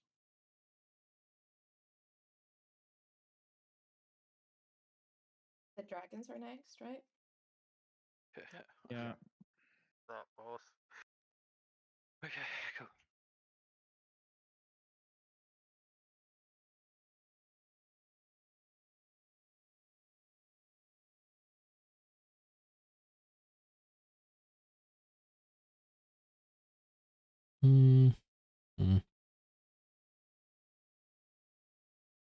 Lost. But don't. Huh? Yeah, just don't say anything. I heard less. Yeah, I heard lost as well. Damn it. Put it on cross. God damn it, Ollie. Everyone switch to this bird when it lands. Fucking fuck the bird. Blue quill in the back. And then kill the egg. There's a yellow wall coming. I'll taunt and I'll do this. Blue line. Blue line.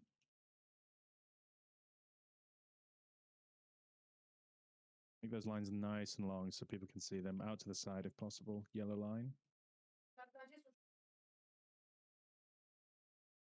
Move away from the lines as well so you don't get splashed on. Blue line.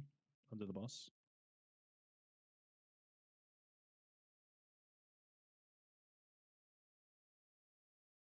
Phasing, those orbs are go away. Attack for knockback. Move to the gateway. On the gateway. We're so far away from the gateway. Or mastery. Gateway. AM is at 1. Got that. Okay. It's a bit. Well, 3. That's all 3 of them, yeah. That's good. Well, Health pots now. if we can't top me above 50% with a shield after that, I don't know. Empty the bag.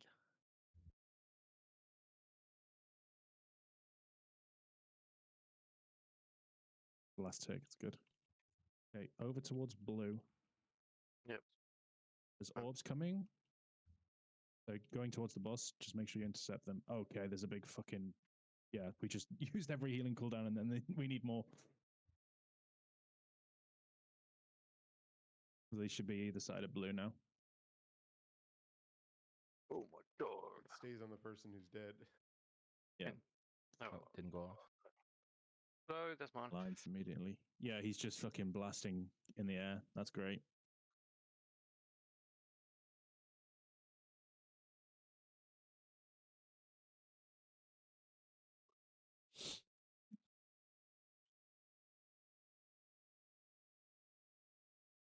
It's kind of like I said yesterday. I don't know if it's. I don't think it's necessarily overtuning. This is like the 6th boss or whatever, 5th boss, and we're currently tuned to 259, which is like normal gear plus 2.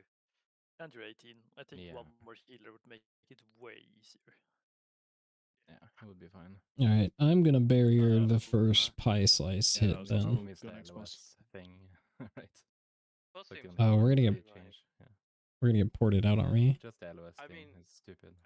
Again, I wouldn't be judging necessarily the tuning right now because Yeah, it for sure seems not. spiky, but your gig are under geared for it, and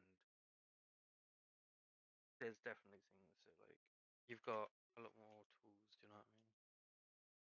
Yeah, So yeah, it's and if gonna you have take actually like organized healing cooldowns, sort of like sequence properly and the Rs and everything running all through intermission, I think it would be totally fine. I'm just gonna grab a drink whilst I wait for this next boss. Before the next boss, is someone capable of like putting me on spot 1 in any of the groups? Would be a lot easier for the healing because my UI is fucked. Try something. In the past, we had the elevator boss. Now we will have the UI boss. Is that better? Yeah, it's huge. Thank you. Did we just like get kicked you out? have to move like everyone out of the group and then put you in first, and then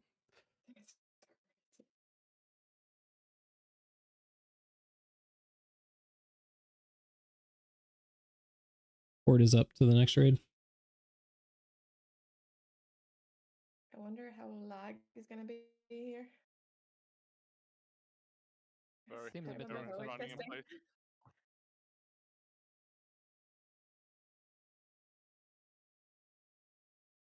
This is going to be a joy. Okay.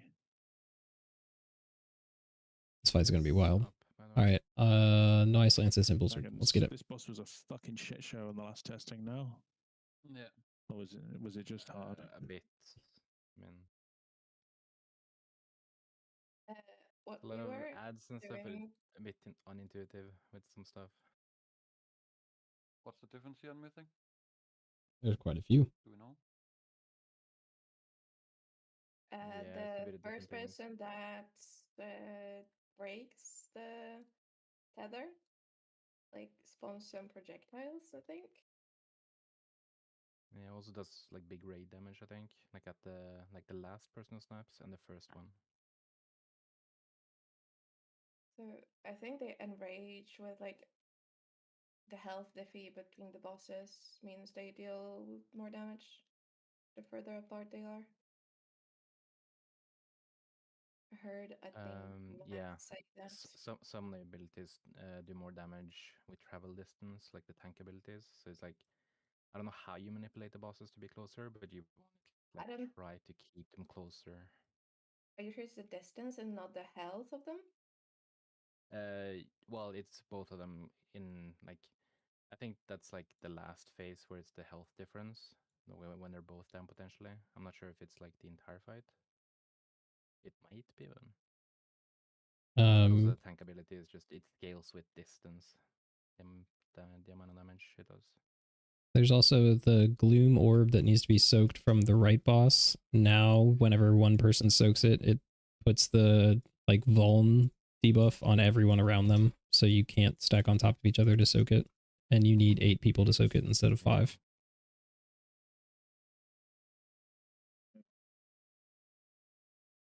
That's just more people moving to that. That's not too bad.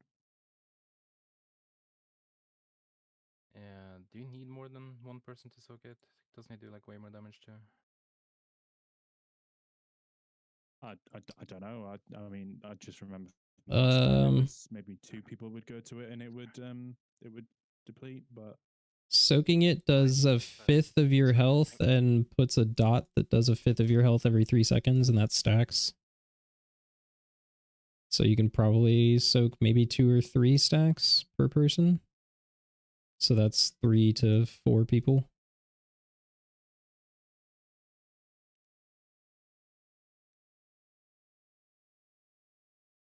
I mean, we've got enough casters to range to get to it before it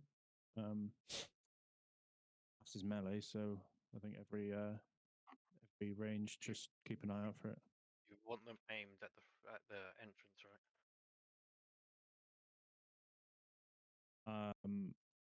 Sure. What are we listening to right now? This is crazy. Oh fuck yeah! Give me the Attack on Titan. Azareth, did you see this fight? Only a bit. Okay, I'll take Azarac and then I'll call for the tank swap because we'll do it after the first soak, otherwise the damage gets fucking ridiculous. How are we splitting our raid damage to keep the boss's health even? We don't really care, I don't think, any for the time being. Yeah, like I'm pretty sure it's not a thing yet, because like you have like cycles, right? Like one starts grounded, and then after the first intimation, it swaps, so the second one is grounded. Yeah, but then I think there is a phase at the end where they're both on the ground, and then that's have them even for that. But they both take damage the whole time, and on heroic they were getting the damage amp when they were different in health, even like right on pole. Oh boy. Oh, they were? Yes. We need to somehow get these apart from each other. They need to be the other side. Okay. Oh, that frontal is down.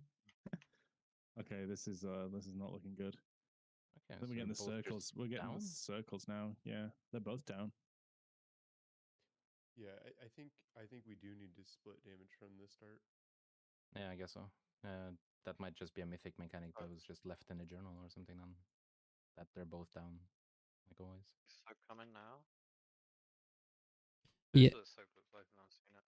Yeah, it wasn't clear on heroic testing like how they wanted you to do it, but they were both damageable on heroic testing the whole time, and even if you got them like apart in health when one was in the air, it gave them both the damage buff, so you had to split damage the whole time. It would probably end up, you just do ranged on the flying guy. Yeah, it would have been something like that. Well, I think melee could even hit it while it was flying too. I think the only difference between flying and landing was that when they were landed, they do their ability more often, I think.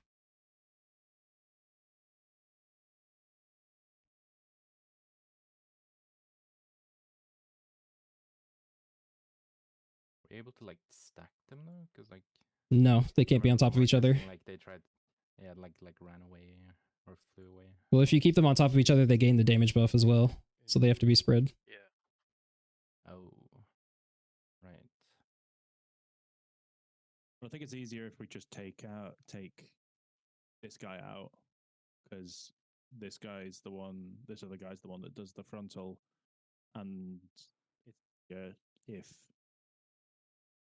in the middle. We just Yeah, we tank can- where they are pretty much now, and then we'll just rotate it around as we go. That works. If there's any reason to start thinking about, evening out the damage, like we'll do it, but I can't see that being important right now. Try and point the frontal towards the left side, the fear frontal. We're not playing Prot Warrior right now.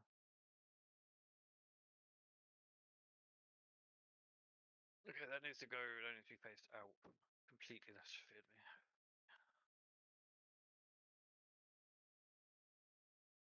The fear is dispellable. Yeah. These are the circles now. We stacked up with these, and then when you break them, they spawn ground shit like that. We did have a mass grip, so these kind of need to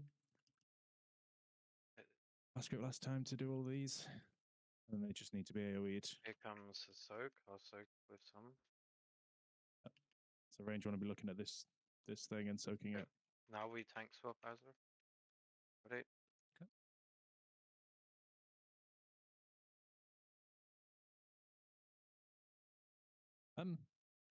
Give me a sec.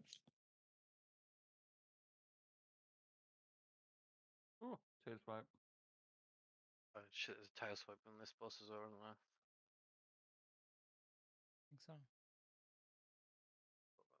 What about that? My bad. Yeah, I'm not sure. Do we want to stand in that beam, by the way? Doesn't it reduce damage or something? Which one? The null beam, the channeled beam. Oh. Thing shreds. I need to place it somewhere, and then I'd walk out of it.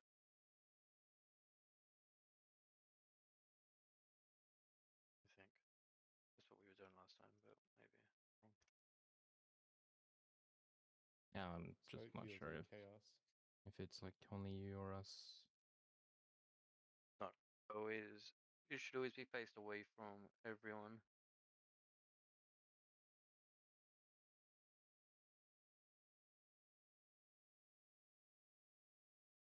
Are we putting the hold ear up. frontal like to the side somewhere? Yeah, we should do that. Okay, so what I'm reading is if you soak it up to 12 times, it weakens the pull, the ozone pull. So maybe you should be soaking it.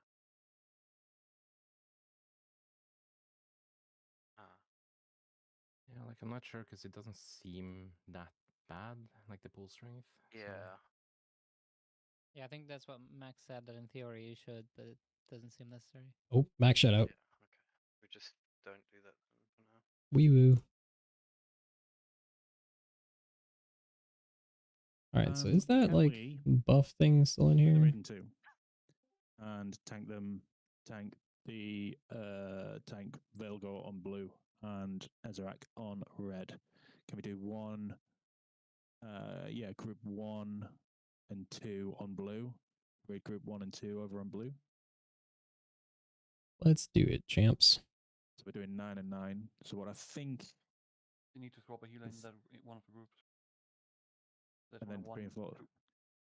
Wait, so who are the healers? Me, Seth, the paladin, and One move me, please. the priest. Just move paladin. Just move me into the group. Right? Yeah. Okay, I just swapped Oh, that works. druids around. Okay. Okay, yeah, Seb, you go over to blue. What I think this is going to do is when the orbs are spawned, it's more likely that we can get them a bit better stacked up and manageable when we break the tethers. Because there won't be as many circles here. Imagine if we all 18 of us were breaking them in the same sort of area, there'll be fucking loads of. And then I So don't we're know gonna what this means break for the ads, here, like though. Like if the group on the right here is going to get completely fucked by it. But I just want to try this. This will be interesting. Yo, I'm so hungry. We should have one more over here, I think. Yeah. Yeah.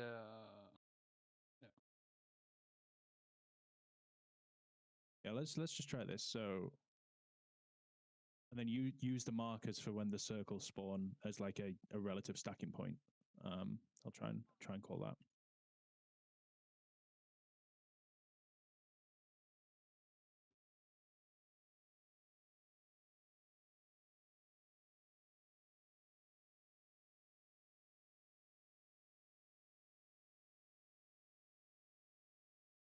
Frontal now, yeah, that's not hit. That's good.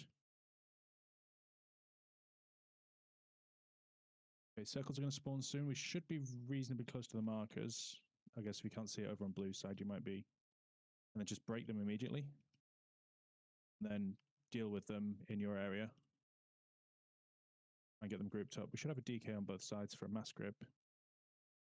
I'll play. Do you want Ebon Limb or Gorfins? Gorfins, I guess. Okay. That's soak. And then what we're going to have to do with that is aim it to the other dragon, and then that'll go. It'll pass through our group. We'll soak a bit, and then they can finish it off, and it'll be over there. Then, yeah, obviously that's because like 2 people soaked it, and then that would land over there, and then. All right, so this is all about the AoE damage. Rotate ever so slightly. I'm not quite clear as to when exactly those spawn. That sort of void zone, and then the other would just have to compensate. All right, when do all these spawn? What timing is this? If that makes sense. 30 seconds in? That's fucking cringe.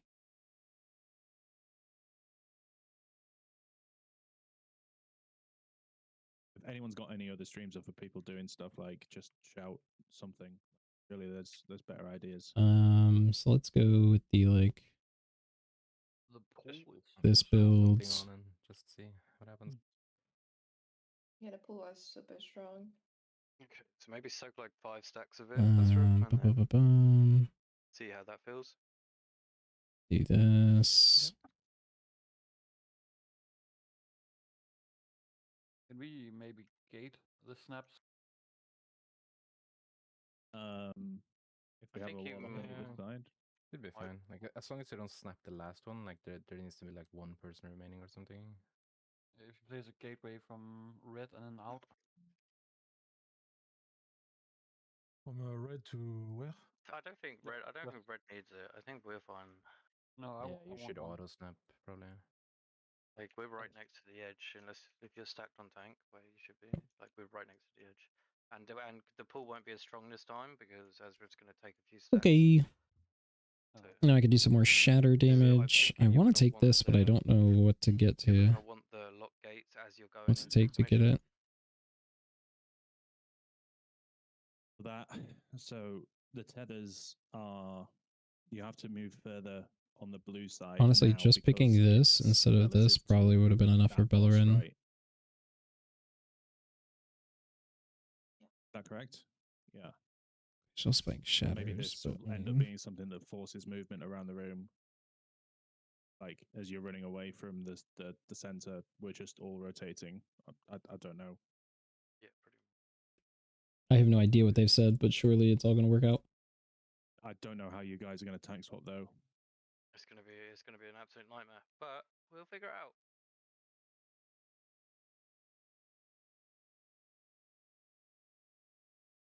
I ain't able again. I've got to change. I'm just going to hold on to this other one.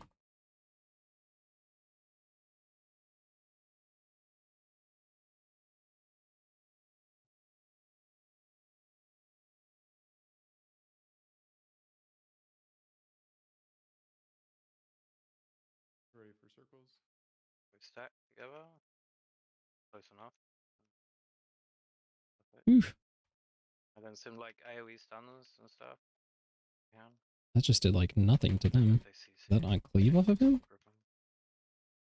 And aim this now. What? Aim this towards the other dragon, and we'll get in and soak it if we can. And then the other group just finish it off now. Coming towards you, it's going to be behind you. It's going to be another breath. So we need to swap now. Oh. We didn't check that. Really. I mean, we did. Yeah, you could probably swap during this sort of move as that dragon's moving round. I need to swap before that. I think it just starts shredding me.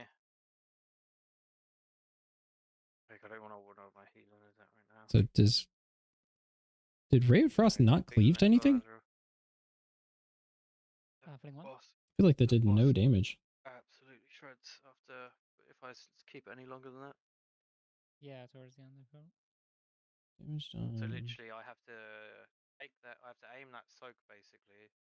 Ray of toward you, Frost. and then after that, after I've done that, we need to swap instantly, pretty much. Would you swap as it's?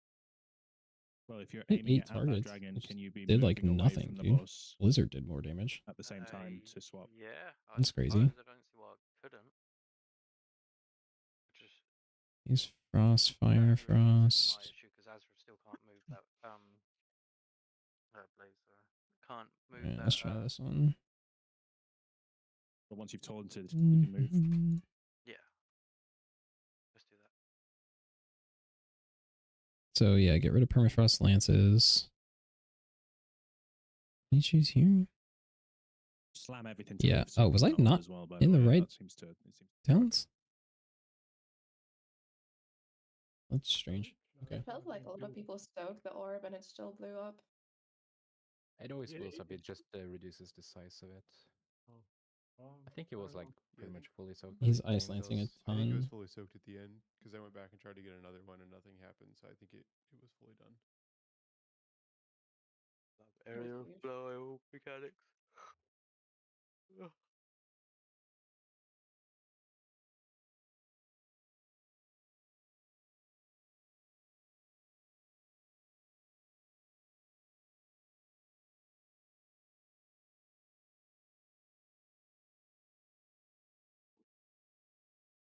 Push the breath, and then you want to be close to the boss for the orbs.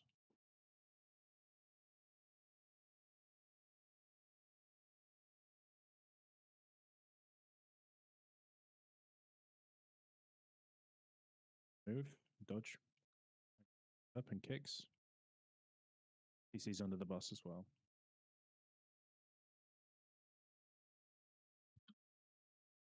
You're aiming this, and you want to do the tank swap during this. I don't think I aimed that right. Fine, just this other group need to. Yeah.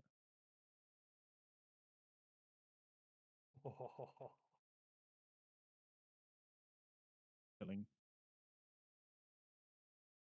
Something absolutely shred us. I think it's huge. The options they were just casting for so long. And we have Gorfins on the red side too. The Necrolord is not going very well. Oh.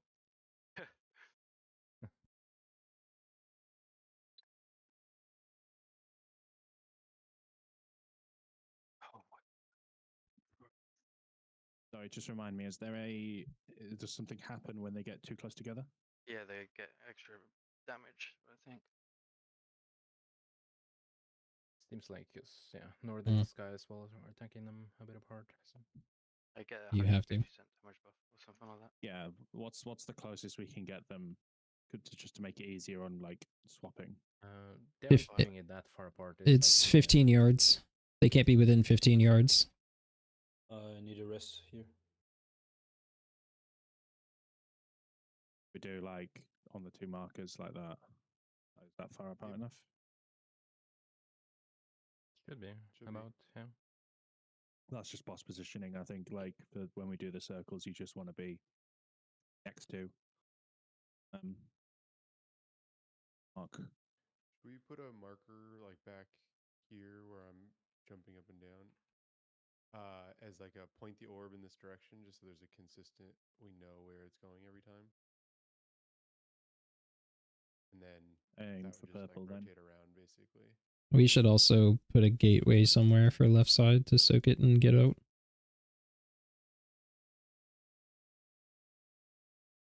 Okay, and get if we're out. attacking like this, then probably will be space, right? Yeah, this should be good.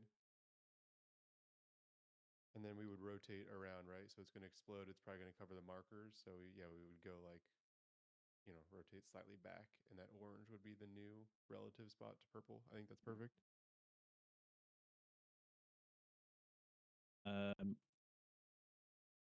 In terms of stacking for the orbs, I've marked 2 people with cross and blue. There you go, guys.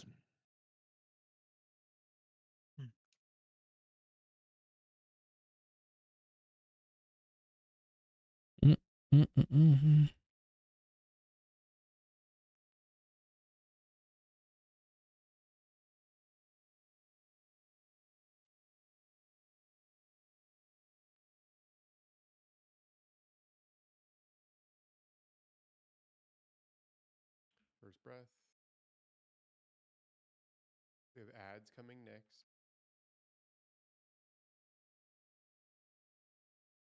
Look for the markers, stack around them.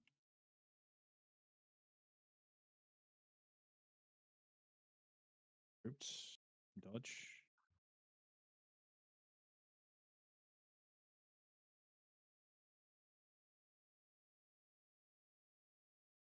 We're aiming the orb. Orb. Okay. Now we swap. Oh, I got both still. Follow the boss. Just, yeah. Rotate around. Yeah, we're just going to slightly. Damage string here is so much higher than We'll have little orbies, yeah. It's all blizzard damage.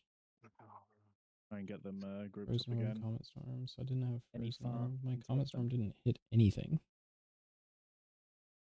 Is he not Comet Storming on the boss? No, but that's just. Who's he targeting with Comet Maybe just Storm? announce when you want to swap like 3 seconds earlier, because it takes a while to move around the boss. Yeah, okay. Yeah, okay. He's Comet Storming on the ads. That makes sense. Oh, he's raying the ads too. The Q we're using, or the mechanic we're using is pad damage. We want to soak, isn't it? So whatever that's called, that's the tank swap Q.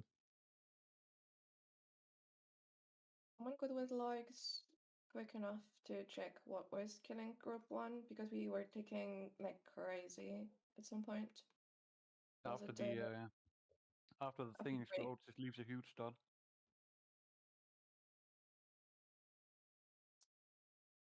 What did I die to? Null zone implosion. Yeah. Does the boss being enraged, the damage increase, apply to everything in the fight or just like melees? No idea. I think it's everything. I'm assuming it's everything. And the way that we did the swap there, we enraged them while we were still soaking the orb, which meant that anybody who soaked the orb was taking a lot of extra damage. Oh, okay, right. So we should do it after that. Yeah. Assuming the tanks can carry, well, the tanks can live for that long. Yeah, we can do it for just after it, like after it's soaked. So, but any like if we stay on any much further than that, we get additive stacks, and it just starts. Okay, so that's like interesting. yeah. So send it, and then someone cool it soaked, and then. I see what he's doing now. That's okay. So he's holding his Comet Storm from pole to use on the ads because Comet Storm can like last forever, I guess. I have no repair. And you guys just swap then. Yep. Okay. So he's holding his Comet Storm, then Blizzard, Frozen Orb, Ray into another Comet Storm, all on the ads. But I mean, the ads have no stacks at that point. So I don't know how beneficial that is, but We can play that out, sure.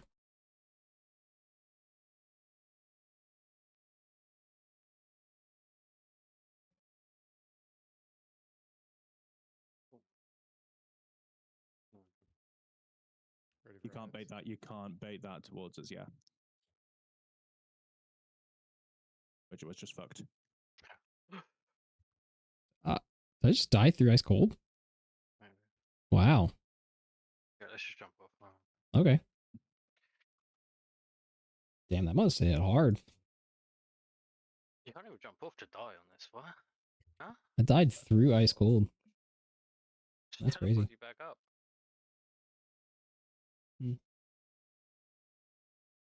Ice cold and altar, I guess. Was the frontal on the other group, or was it just like one of us? It was baited onto us, like it aims at a player. So if you're standing 30-second ad between spawns. the Who does that benefit? The other group and the boss, you're gonna bait it on us, and we can't dodge it then. I would say like you could mini burn as arcane, but you can't even like you just have 2 stacks touch the magi, right? It just doesn't matter anymore. The red group, then how do you deal with it? You don't. That person just has to run over, right? I can try my. I have to wait, as in it's targeted on someone from red. It is targeted on someone. You can move during it, so you can just run over. It's on any person, but it was on Mindy, and Mindy was way over here, so I don't know that person can go very far. So I think the way we're splitting damage is fine, but I think you want everybody to play in between the 2 dragons. Yep. And then you have to, that first breath is moving that direction, regardless of which one you're assigned to. But we all have to play in between the 2 dragons on the pole because they can make anybody.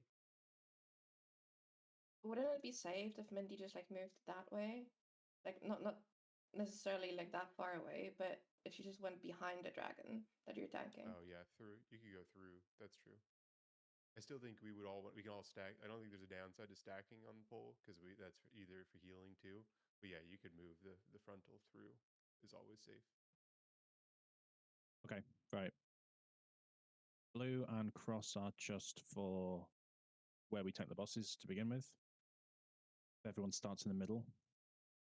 The frontal, you're targeted by it. You need to, let's say, go to the left. Just make a goal, go to the left with the frontal. For the circles, do we then want to split into the 2 respective groups under each boss? I think you're gonna have time.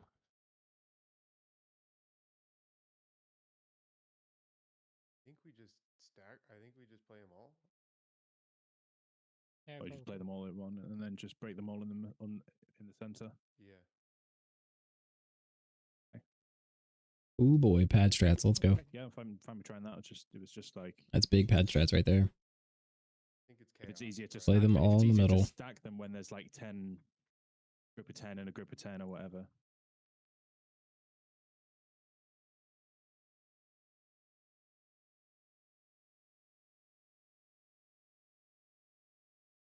We get the frontal here, move to the left.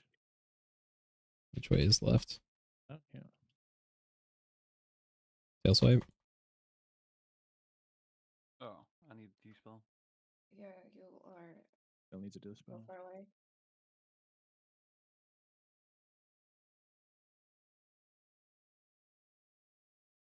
Try and get these stacked up.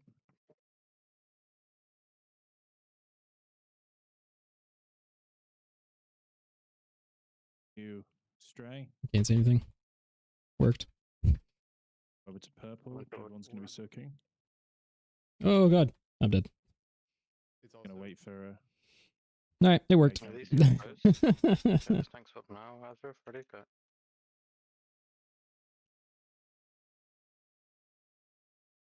Enraged dragons. Huge. That's fully. They have roughly the same health. Yeah. Yeah. I think you basically get 3 like. of them, and then the fight ends. Maybe 4, but at the very end, you're going to be super stacked. I don't know. We figured it out, ladies and gents. Figured out the timing. Can you? Did they disappear when they fly? Yep. We haven't got that far yet. Wouldn't you be able to aim it towards the same one again afterwards? Oh, that's You true. just have less space to soak then before it goes into the zone, but you can probably stack them. They know on heroic it would hit the edge of the other void and stop there. It wouldn't go all the way. Oh. You couldn't stack them on top of each other. Right. I mean, the beginning felt good. It felt chaotic, but I think it's fine. It's just those stray ones that obviously can't aren't in range of the fast grip.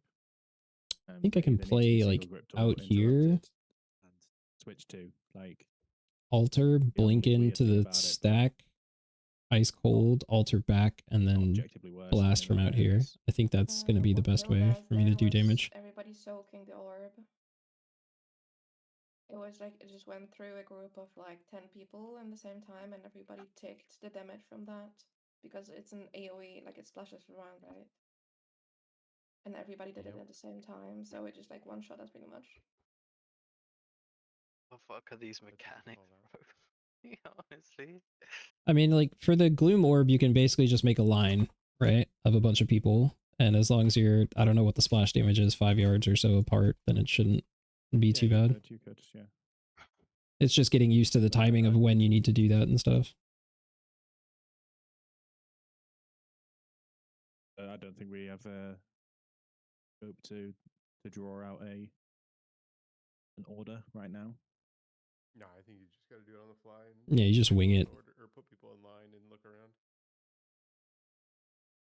As long as we don't splash everybody, I feel like we're going to win. You just know that like after we kill most of the small caster ads, like all of the range can kind of just start getting into a line roughly, right?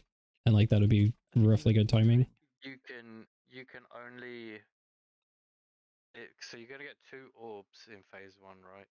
So you need to have set groups to soak each one because you get diminish on you, which is a affliction. So if you get it again, it deals an extra 1000% damage for 1.5 minutes. Yep. So you'd only have half the raid do the first one and half the second one.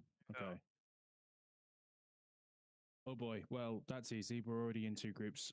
Group 1 and Group 2 are soaking the first gloom that spawns in Group 3, and Group 4 are going to soak the second. That's easy. We just go back to our original splits, right? But if you're in red team and you get the dread breath, you go behind, so you go towards the exit of the thing. And if you're in blue group, you go left, right? Yeah. No, that works. Yeah. Okay, so what we're splitting back up, like having distinct groups, one red, one blue. And then when we do the tank swap, we swap groups as well. Is that necessary? Because you need different people to soak the next thingy, right? Well, how are the tanks doing the tank swap? Like if the dragons are just switching place, then the groups can stay in the same place, right? And then you're on the opposite dragon. No, the tanks are gonna we could. I mean that's true. Yeah, that's very true. But, like so instead of moving the bus. We don't really want them crossing over each other, do we? Yeah, they don't want to go over each other. Okay, yeah, so you would want the groups to switch. Problematic. Yeah. But that fixes the issue for the soaks as well, right? Whether it goes like that is a different story, but in my head that makes a lot of sense. Wait, so where are we aiming again? The orb, sorry. Still aiming it's purple. Still a purple. To purple because then it's groups 1 and 2 over by blue will have to move to soak it.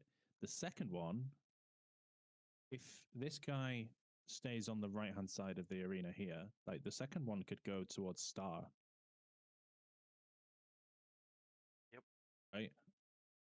Because if purple is like area denial, then everything's going to move around anyway. I mean, it could be star or green. I think you can move star even closer over here, like closer to purple. Yeah. We could also just do that. The first one goes there, and then we tank swap, and then. Yep. You could do it either way, star or purple first. Yeah. If we're splitting the raid, it doesn't matter. Yeah. Okay, if you do star first and then group 3 and 4 soak the first amount. Yeah. Yep. Okay. Right, let's do it that way. Okay, we're splitting back into 2 separate sides. Using the markers to base yourself for the circle spawning. Group 3 and 4 are soaking the first gloom. If you're in group 3 and 4 and you get the frontal, you want to move towards green. Yep. Or would you just move towards the entrance and then everyone at blue just kind of knows to dodge anyway? Then at least you're kind of moving the cone away from red. Let's just do that, yeah. Like if you're a group, yeah, everyone just moves left with the frontal, like relative left, yeah, clockwise, yeah. That's the word I'm looking for, clockwise. Right. And then everyone else just move out of it. Yeah. GG, go next. Boss dead on my screen.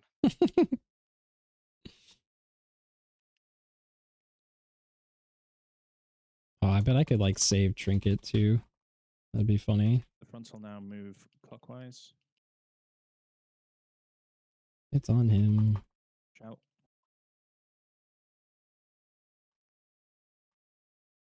Circles. And this is going to happen. Player markers, that is, or the markers, whatever works. Get ready to break. Root up. First gloom is going to star.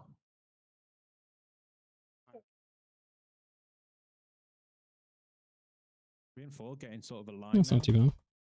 I'm gonna go far. Yeah.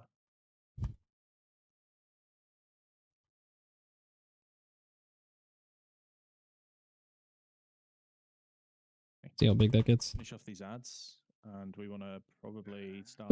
Thanks for now.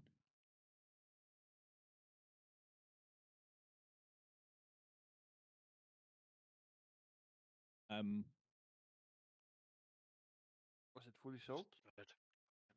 Yeah, that's fully soaked. Like the way we were spread was good, but there's just a lot of damage afterwards that probably needs a bit of healing.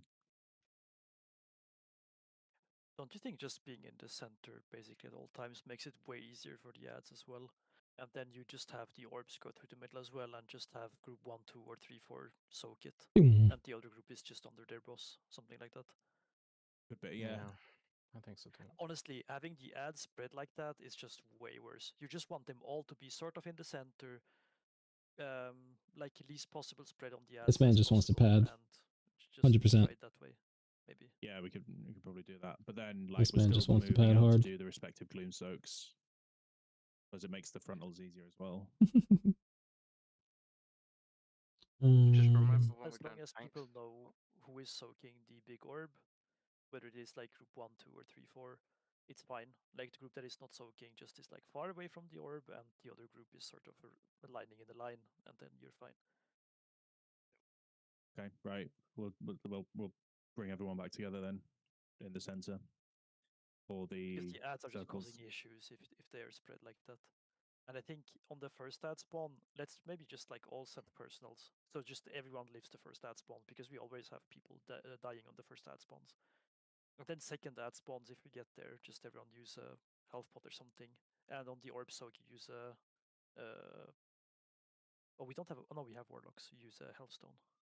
And the health pot on the second soak. Ad spawn. Alright, so we're going back to stacking a mid. Got it. My altar tech, I think, is perfect. And I can even do it a little bit better by always just being out here. Because then I don't really have to move for the breath. And then I could just blink in. After that second gloom, by the looks of of the it, thing. it's going to be... Can you move the star where I am? It's furthest from the center. All right, okay. Yeah. Early purple then be on the corresponding one, which is probably there. I think that'll be good. Yo, I need a fucking repair, dude. Okay. Those markers have moved. Ain't got no repair, huh? Thanks. All right, purple's there, star's there, sure. All right, everyone just start here. And hit your assigned guy. You can already be loosely Ooh, that was a little early.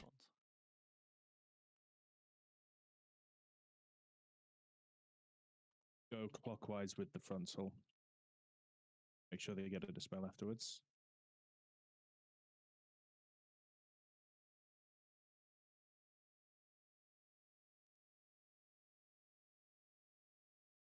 Circles now.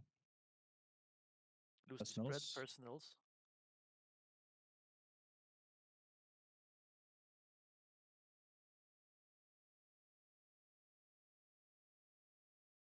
Damn it. In line Now for first orb. Yeah, 3 and 4 line up towards star. Towards star. 4. Oh, I'm sorry. That hits both of them from here? Okay. I did see people saying that, like, the distance on that is ridiculous.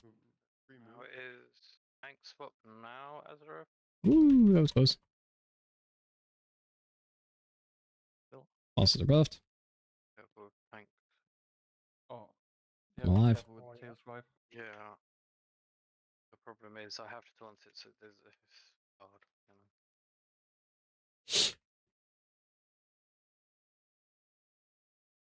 know. Of course. Walks away from all of them. This next gloom should be aimed towards purple, so it's going to go right through the center. Oh, everyone's dead. Oh, I can't get off. It's too strong to get away. He died in an unfortunate position. Okay. I couldn't see anything. Yeah, I know. Any way to check how many people soaked that circle? Because that seemed a bit too big. It's just big, man. That was everybody. It's huge. It has actually a pretty good indicator when soaking. It changes from purple to blue, and it starts moving faster once it's been fully soaked. We just need to shift both the bosses towards the back of the room once that first one goes down. Then, just so we have a bit of breathing room between the edge of it and. I don't know how annoying it is, but you could do that right on pull. Aren't you not supposed to take repair damage while testing? Where they start. Isn't that a thing? Slightly closer together. Literally there and there. But then we're still doing the same thing. We're still ignore that. Ignored. Easy. Do that and still aim the glooms to purple and star. Okay, we're just gonna push them further back. Yeah, we'll do that. Did they just spawn in the wrong place? So. How do you mean? Lemonade. Yay. Oh, I just moved the markers, so it looks different. Cool. I'm starving.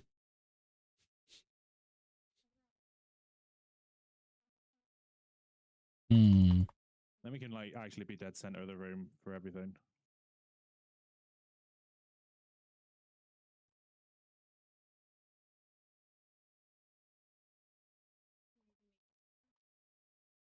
Give me a sandwich.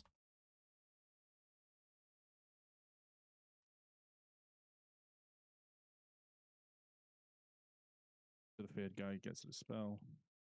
Circles now. Smack the dragon. Personals.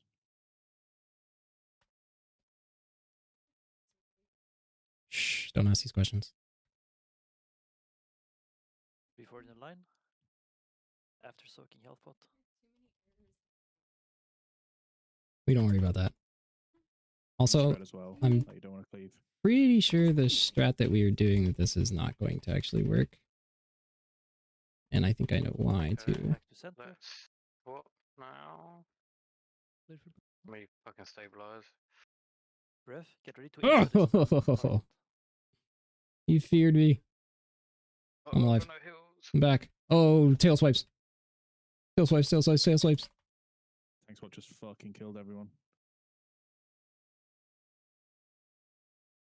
We're in this. It's fine. Everything's fine. The beginning of that felt really good. So, I believe there is one issue with putting the orb to star first. How I said on heroic, if the next orb hits the zone of the first orb, it will immediately stop. Our next target is purple, right? We can't shoot it at purple from there because the void zone's covering that. It needs to be further around.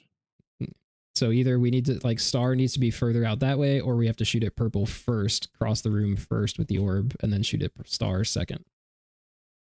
Can we just move the two bosses around the room? We could, but I feel like moving the bosses has been pretty hard. Yeah, that sounds like a lot of effort. Probably moving the purple first is easier, right? What I'm thinking is like why not are the bosses like there, and it's not an issue if we have more space like that, like, and just like keep shooting them in the back, right? That is, yeah, that is also an option.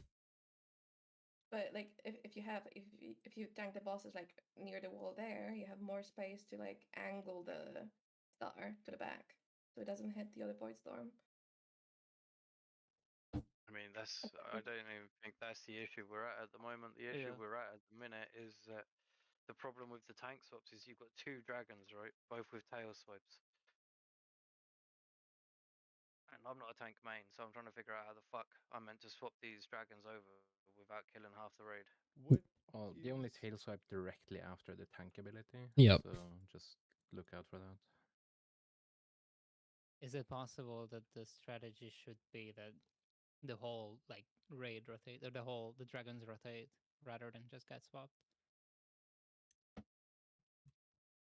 I feel like moving the dragons without moving them too close is too hard. Yeah, but we still need to swap because of stacks, so it's... I would just taunt them through each other, and like they're only going to be 15 yards apart for a couple of seconds. Is that okay? Like, it feels like that's going to be easier. Yeah. Okay. We can try that. Sorry, try that. So that if the dungeon journal works properly, which I'm not saying it will because it did not heroic, that would not be possible either. They gain the buff when they are close to each other, but when they get far away from each other, they gain a different buff that stacks every 15 seconds by 30%. That was not working on heroic, so that may not be working now, and that may not be intended. But according to the dungeon journal, you can never have them gain the double damage buff, because they'll gain a ramping buff once the double damage buff goes away. Fuck, We can try it, and it may not be working. what the fuck is this mechanic overload on every fight right now? We've got the worst two tanks possible for this. Can we life grip one of the tanks? Boss.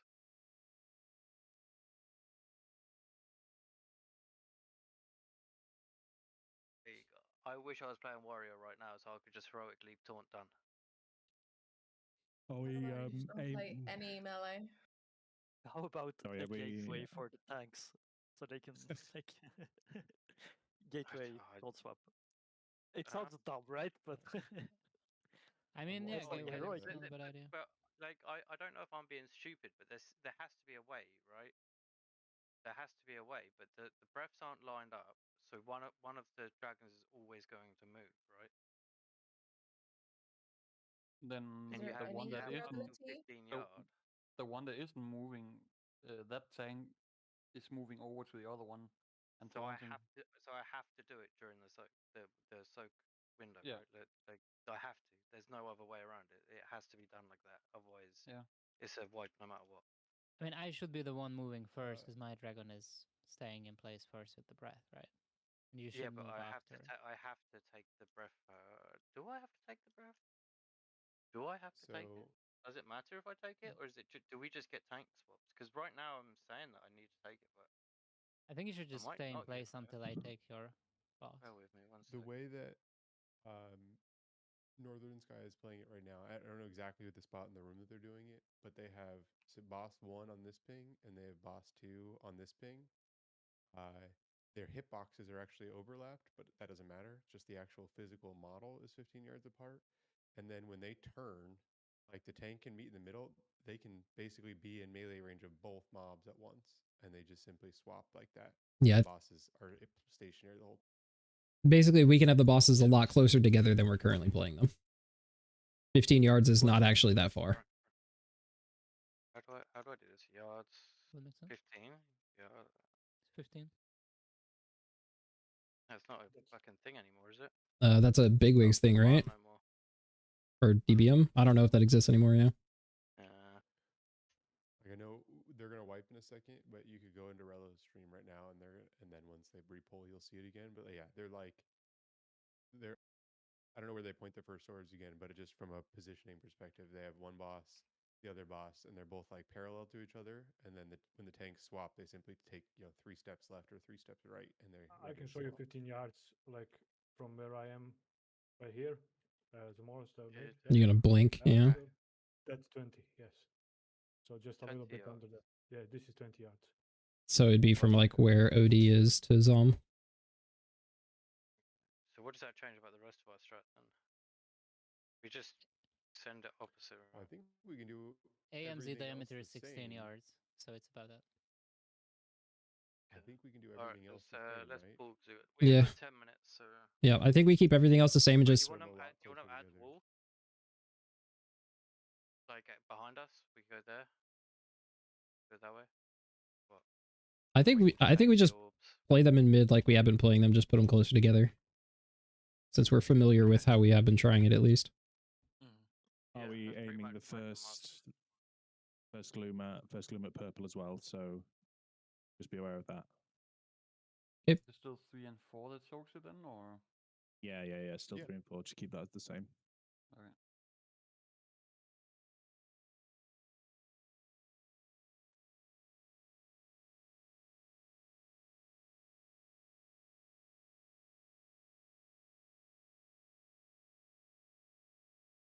One on red can be much closer. Yep. Yeah, like that. That's perfect. It just feels so wrong. We're gonna spread here, loosely stack. Personals.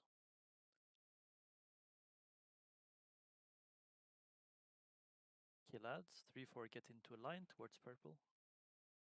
Get ready to soak. Get out of the way if you're in 1 and 2 as well. You know where it's going. Watch that orb. It's different direction than normal. And now we swap. Oh, you just click gate. One more soak. That's unfortunate. Tell me when to taunt. Tell me when to taunt. Content. Dispel OD. Out of range. Okay.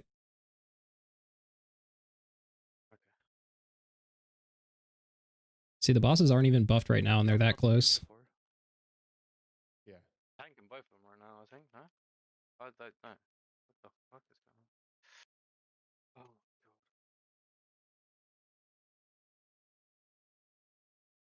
God. I'm dead, I think.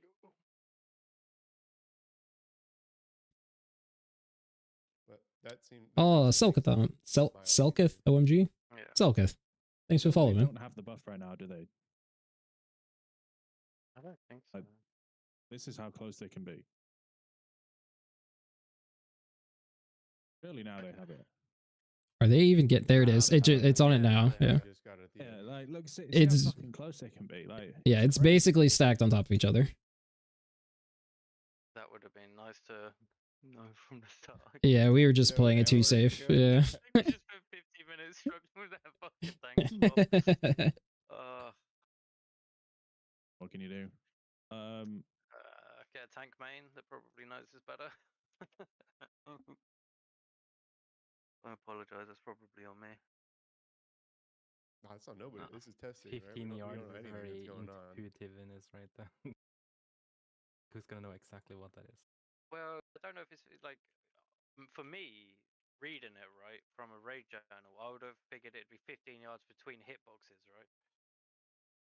Yeah, but it's not the edges. It's sense of hitbox, not the edge. And their hitbox is like 30 yards. Yeah, it could be either in theory. Yeah, because I've seen bosses before where it's 15 yards from the outside of the hitbox, and I've seen bosses where it's 15 yards from the inside. So it's. No, I meant to save my trinket and stuff. Damn it. So I stopped tanking years ago, bro. I just want to. Probably want to move. Veil go closer to Azarak. in line, like. Or we're gonna do the little loose spread here, or loose stack, and then orb after. I'll let you grip these ones.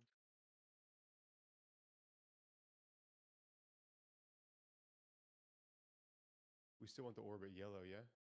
No. Yeah, purple. Oh. So if you're 1 and 2, purple. get out the way. Get out the way if you're 1 and 2.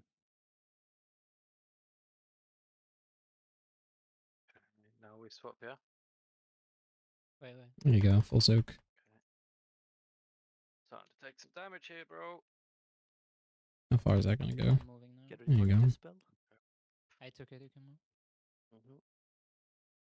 Yeah, Just a dude. little bit, so It's getting We obliterated. have circles coming up again. Be in the spirit lane. Be on the cross. external here. I need an external here badly. What the fuck was that damage though? I think we were all super stacked. I think after that first one, we could swap and play on this side. Oh. Yeah, like just run through the middle of the bosses. Bing. Play here. And then we could point the orb at star through the boss. Isn't that a bit too much movement though? I think you can just move out of like the range of the big purple circle. Just like slightly ahead of where you were at the pull. For sure, they could be. Well, like more movement is usually also less healing.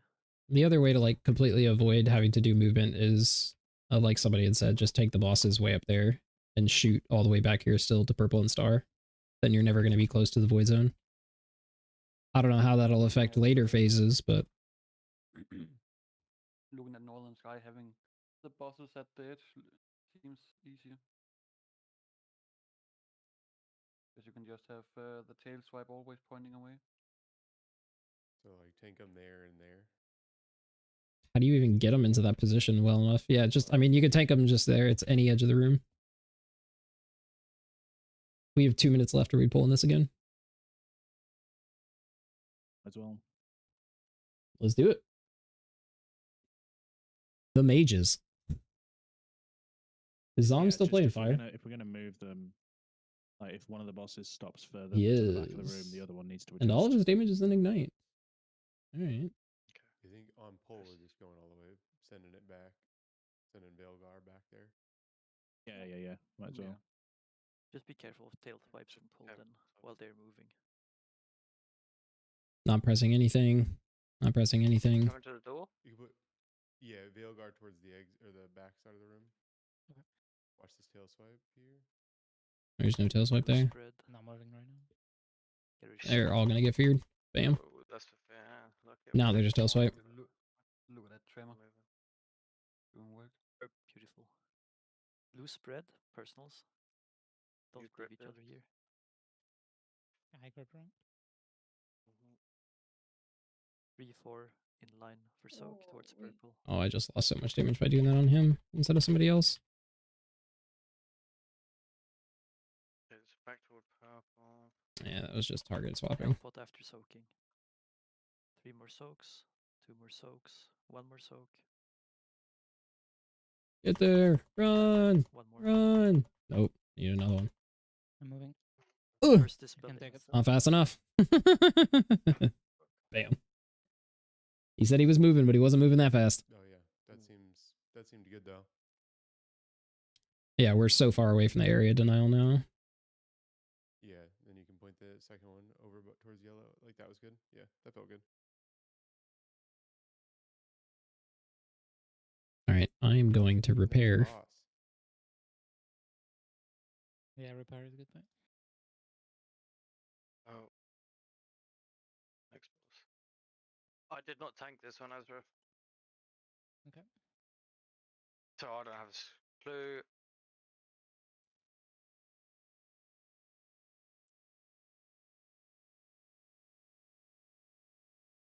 No, I can't repair at you. Who can I repair with? One thing I remember is Any of these guys, okay. You can, but you have to MD the bubbles. Wait, you can MD the bubbles? Oh, is it this boss? What? I didn't know that. Okay, that just didn't repair. Fuck yeah. Alright, fuck it. For the tank stuff, I'll just have broken gear. didn't tank it, right? It's fine. Um, Forgot I don't have my auto repair add-ons. Whoopsies.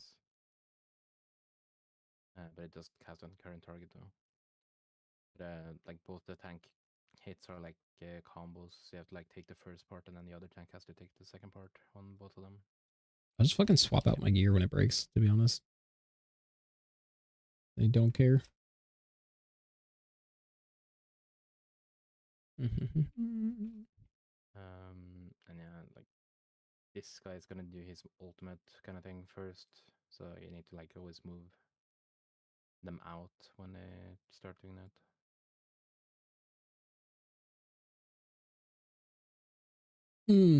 It's like they double up on the ults, don't they? Only one way to find out. No, they double up on other main abilities. Oh, right. Okay. One thing that we were not doing heroic that was kind of insane was stacking the heal absorb. One of them is like during their ult, I think. Like the closest 5 people are getting the heal absorb on them, and it stacks pretty quick. I just don't remember how it looks like. Yeah. The Tears Wrath or something. So you want to have like alternating groups joking that, I think.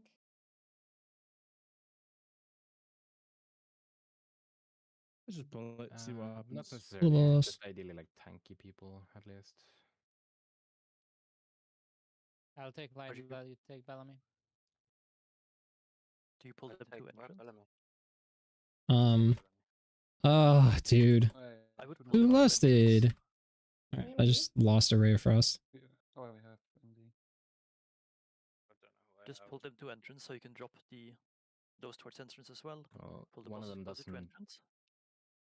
I mean, that's not So you really can good. drop the void circle at entrance. Well, you can pull that out later. You want to stack them on pull because you can't move one of them. So, like, you always want to stack them on the caster one. Unless she's doing the ultimate.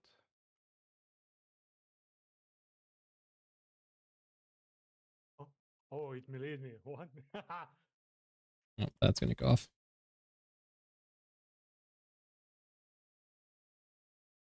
Bam.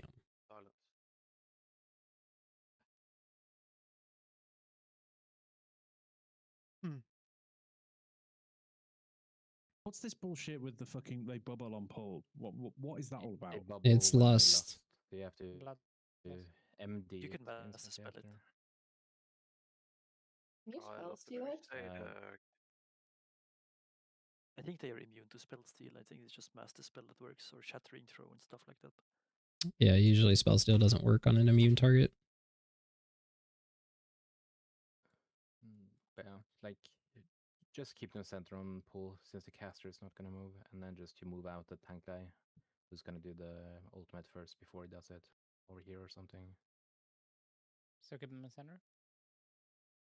Yeah, do that for starters. Stack them on her because she's not gonna move.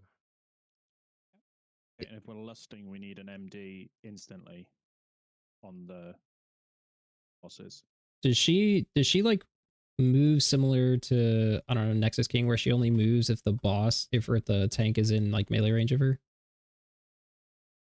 There might be some finicky stuff, but yeah, she does have like some forced movement with the like charge. She does at least with the mount. But maybe you can like move her awkwardly in between. I don't know.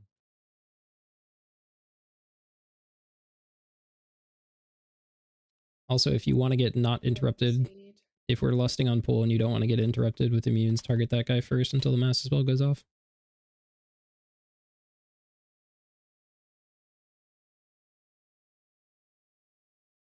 It seems like the caster is moving a bit on pull though. Let's go.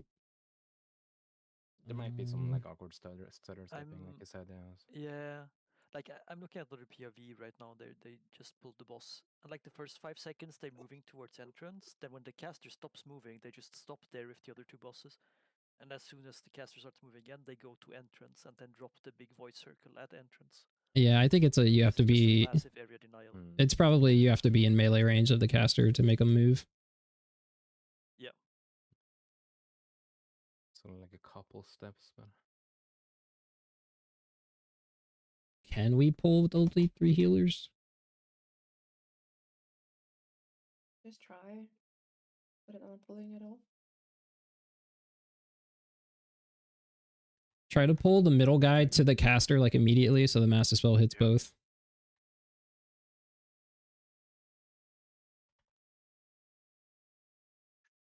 MD.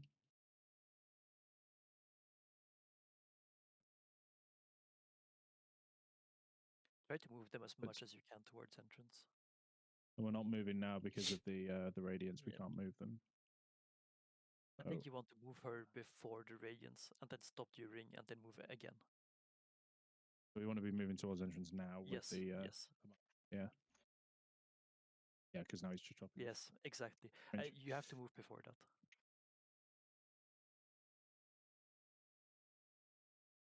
Okay, this swap. We need to hit this guy now. Take her shield.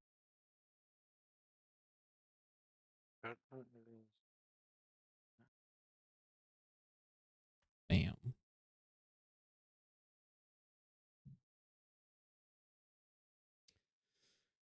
Wonder how much damage I was just gaining from Blizzard. I don't know if it's actually worth it to be blizzarding. Check the breakdown. Let's see real quick. We need the second wipe. This one. I mean, that's a decent amount. Shatter too. That's pretty good. You get more shatter damage. Did he cast more ice lances than I did? 15 ice lances compared to mine. That's definitely more than mine, right? 7. Okay. But we're still comparative in damage as well. I'd be really curious to see how no ice lance works in this fight. I might just do it. What do we want to do? We want to move them to the entrance right on pole. But you see, like there's like some like the texture on the ground, yeah. Let's go no ice lance and this. Like these sort of exactly these things. Just below, like on pull, you want to sort of Let's see how it goes. halfway. Do you see the texture on the ground? Sort of halfway. Yeah, exactly. You sort of want to move it there, let it cast the radiance, and then after radiance cast, move it towards the entrance. That's sort of what they are doing on what I'm watching right now. And they have time to move. No ice lance, baby. We don't move. We don't do nothing. We just frost firebolt. Right, and it's clockwise.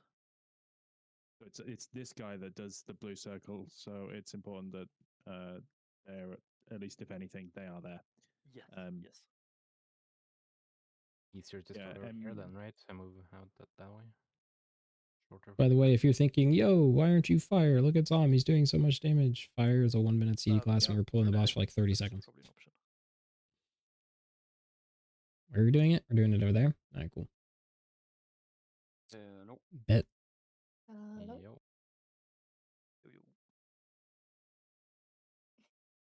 Yeah, so they're gonna pull the boss directly. More than whole health. Yeah, Of the person who hits it. Here's probably the best to get Frozen Orb on all of them. Am I running Instant Blizzard? No. It just needs to be first global as well. Is there anything else that I can drop to get that? As soon as they get pulled. You don't want to drop anything down there.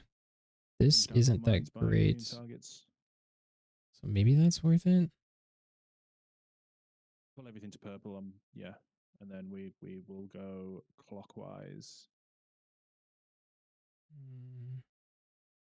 I don't know if Permafrost Lances actually buffs Ice Lance or all shatter damage. This says shatter damage, but tooltip in game says Ice Lances, so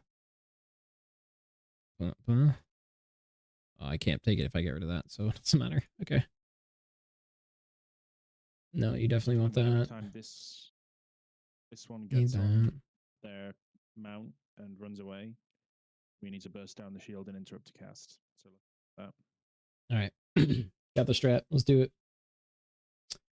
I do have to make sure that I don't Comet Storm until they're all together, though.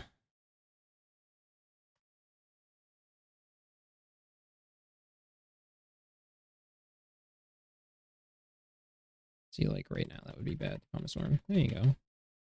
Yeah, that looks much better. We can just play here. Just remember, we'll move clockwise and put these on the wall. Use a health pot on the healing absorb if you get it.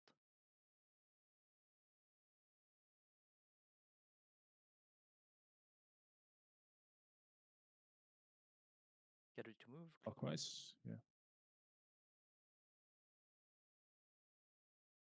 Lady's getting on a mount, ready to swap. Swap, hit the guy. Health pot if you have healing absorb. Oh, please don't hit me with that. I will be dead. Bro, that heal absorb is so much, and that shield is so much. That's a big shield. You just lost the shield, yeah. Like I was silenced during it at least, and maybe more people too. Doesn't help.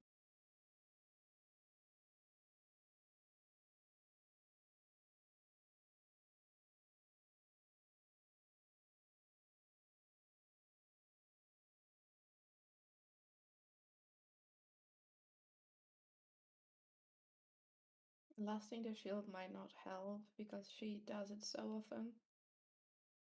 Yeah, but I mean, at least for right now, it gets us further.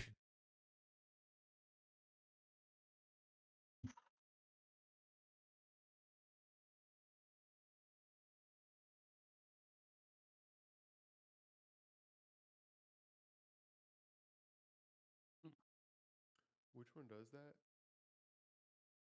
The caster. When did you do it? Is it like after the charge? It's after the charge every time. Yeah, it's immediately after charge. So the timing is that the tank guy, at least on pull, the tank guy will do his ult as we're like running out. The caster will be standing still basically, and then we'll get on our horse and charge and then do the shield. All right.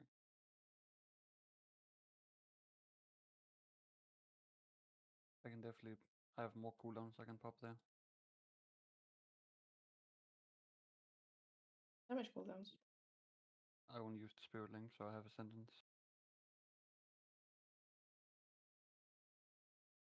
The advantage of using the bloodlust on the shield is that it also dispels the silences on people if they get hit.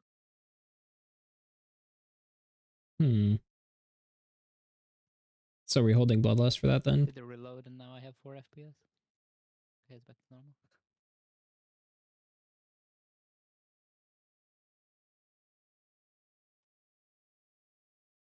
I'm gonna hold it for the shield.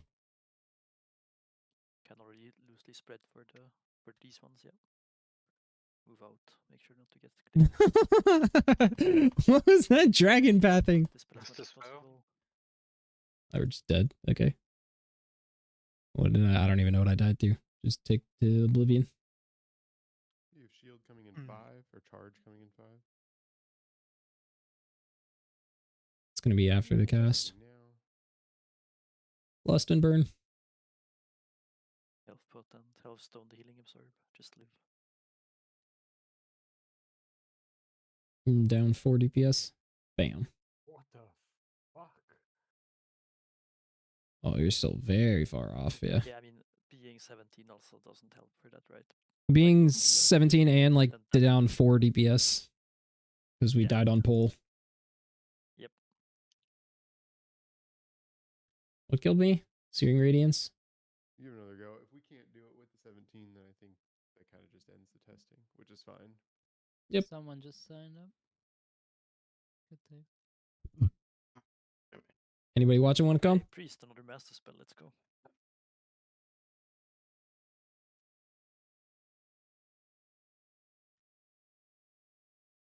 So does anyone enjoy any of these bosses so far? Has anyone got any good thoughts? Any negative thoughts? Any? Belloran was alright, but the rest fucked. Yeah, I really liked the first one we tested. It was great today. Yesterday's were really fun. I liked yesterday's all. Are you serious right now? I hated those. I liked yesterday's a lot. I feel giga sarcastic, and I don't know you well enough to. I'm not. The Taros like boss, the Taros like boss that stands off the edge is terrible. I don't like that one at all. Yeah, it's really bad. That might actually be the worst boss ever. No, I think Voratius takes that cake. Yeah, that's the one. Yeah. Oh, right. Yeah. Sorry. Do we have a summon stone for the new priest? I tell you, I don't mind the look of Fallen King's Haladar, and I don't mind the egg fight. So 2 out of 6. Those are the most okay. He had 3 ports to summon this guy. So bad for melee, like it's insane. You'll get optimized. It's fine. Everything always looks bad for melee in testing. Like you actually int if you take melee. You didn't like the first boss in this raid? The one that needed 5 healers? The tic-tac-toe? Yeah. I liked tic-tac-toe. I thought that was fun. I loved that. I thought that was fun. And it's interesting, but that is like way overtuned for a first boss.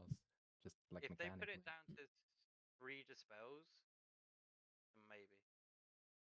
Yeah, we did way too many. We for did a first mass boss. dispel. Yeah, we had 3 masses and a revival. And then we did another mass, and then another mass, and then you had it all back up, and we never had to think about dispels. What's the problem with just requiring 4 priests? It's not that hard. Oh, that's perfect. Wait, this priest spot is safe. I get proc time. Let's fucking go. The other priest value goes up. Let's go. So just like crazy lost ramps as well.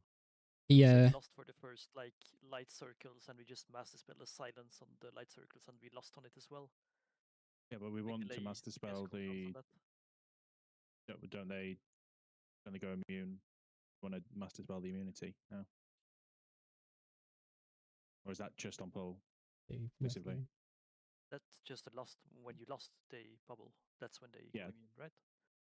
So yeah, you need to. What do you want to do? For that whenever we lost, you just master spelling, because it's going to be the person. It's going to be the one that we need to be hitting if it's immune fucked. We can single target dispel the people that get hit by their shields. Am I getting crushed? Yeah, it's just with 2 healers because one more is AFK right now, or like offline. It's gonna be tough to dispel 5. Yeah. Okay. Just stack them on. Stack them on set. Are we?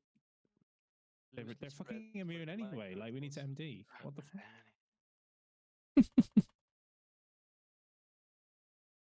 This person when you lost. Dispel. Beautiful. What am I dead to? What's that? Alright. Res the DPS so we can less the shield and see if we. Yeah.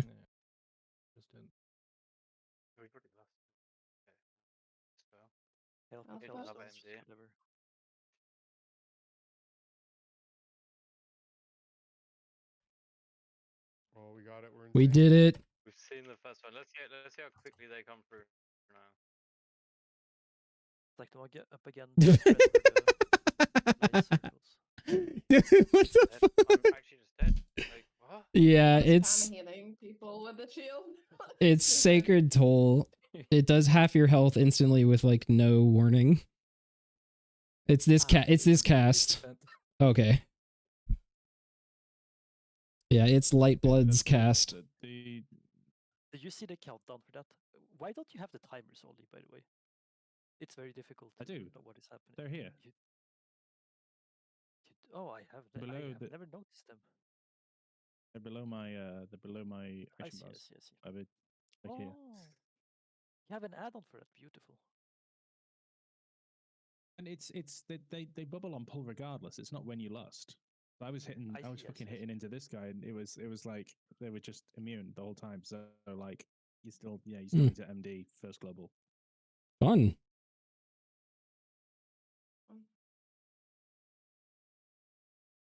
Hell yeah. Alright, so I need to watch for Sacred Toll from this guy. Because that is just obliteratingly painful. Okay.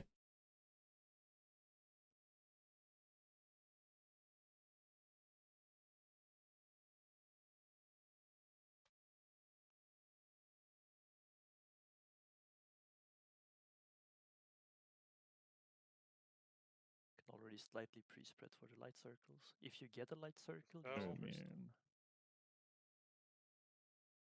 Spread with those personals if you have. Just waiting for Sacred Toll. Sacred Toll coming. Single to the edge. Yep. Just ice cold that. Easy. Hellstones, everyone. Easy money. Don't die here. All right, and then we're out. Take the gateway. What the fuck just hit me? You took it early. Ah! Make sure to dodge. Don't get silenced here. Master spell. Again, by the way. Blast it. Blast it. Link Got will it. survive. Easy. Which one do I need to taunt? Start Vanilla light pre-spreading. later.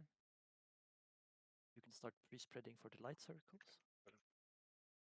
No, it's the Balam. I'm dying. Wow. Mm. I taunted it. Oh, I taunted it go off. That's probably why. Bam.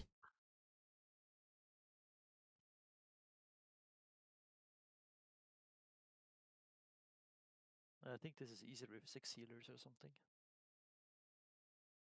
Soak these. 6? You have to. I need to soak each, like all of them. Yeah, you need 5 in each, basically. Progress. You don't have 5 for each.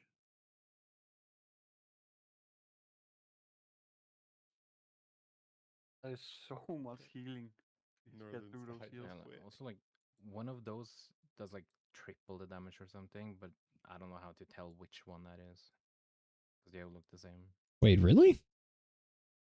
I did not know that. That's fun.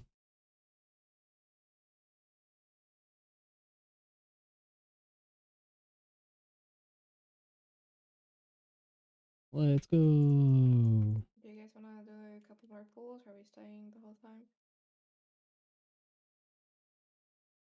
I'm losing my Doesn't patience. matter to me. with tanks, I've seen to be everything I think honest. we're gonna really see.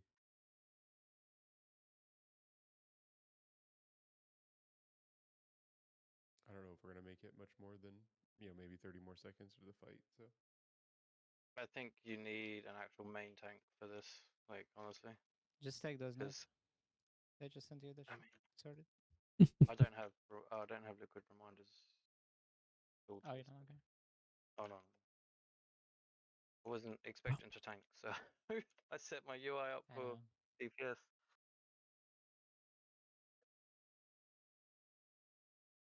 we appreciate you tanking.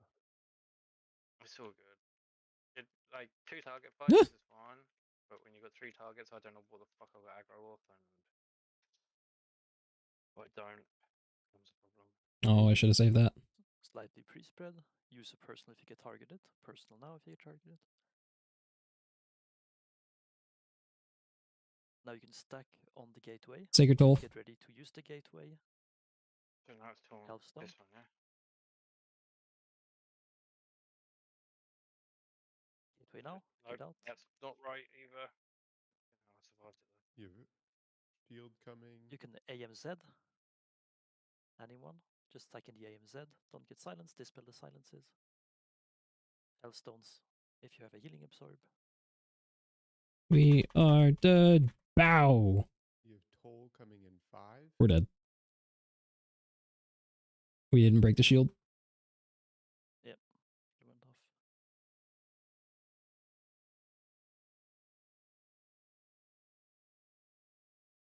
Forgot to save a ray. My fault.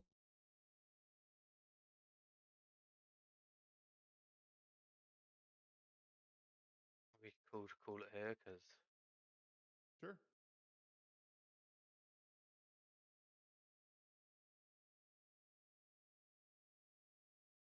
All right. Apologize Yeah, I for don't mind. This boss is tilting me.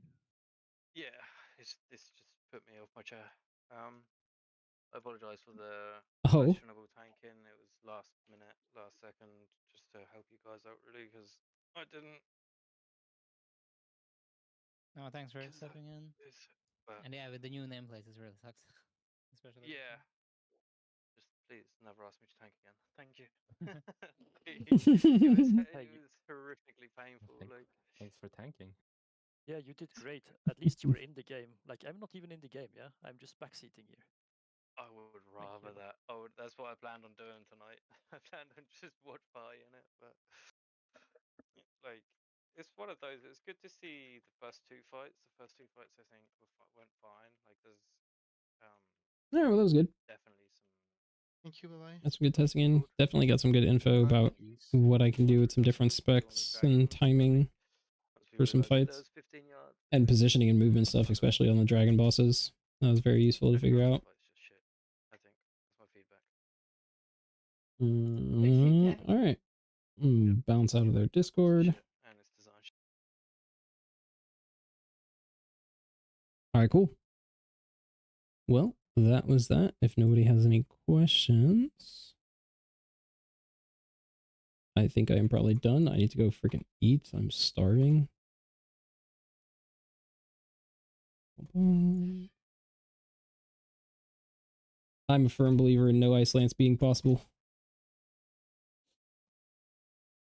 Everything's going to look better for, like, especially fire on super short bosses. Because it's spiking so high with its CDs and hasn't had a lot of filler time yet. But I fully believe that no ice lance is going to be very... well, at least currently it's very strong, right? Tuning be damned.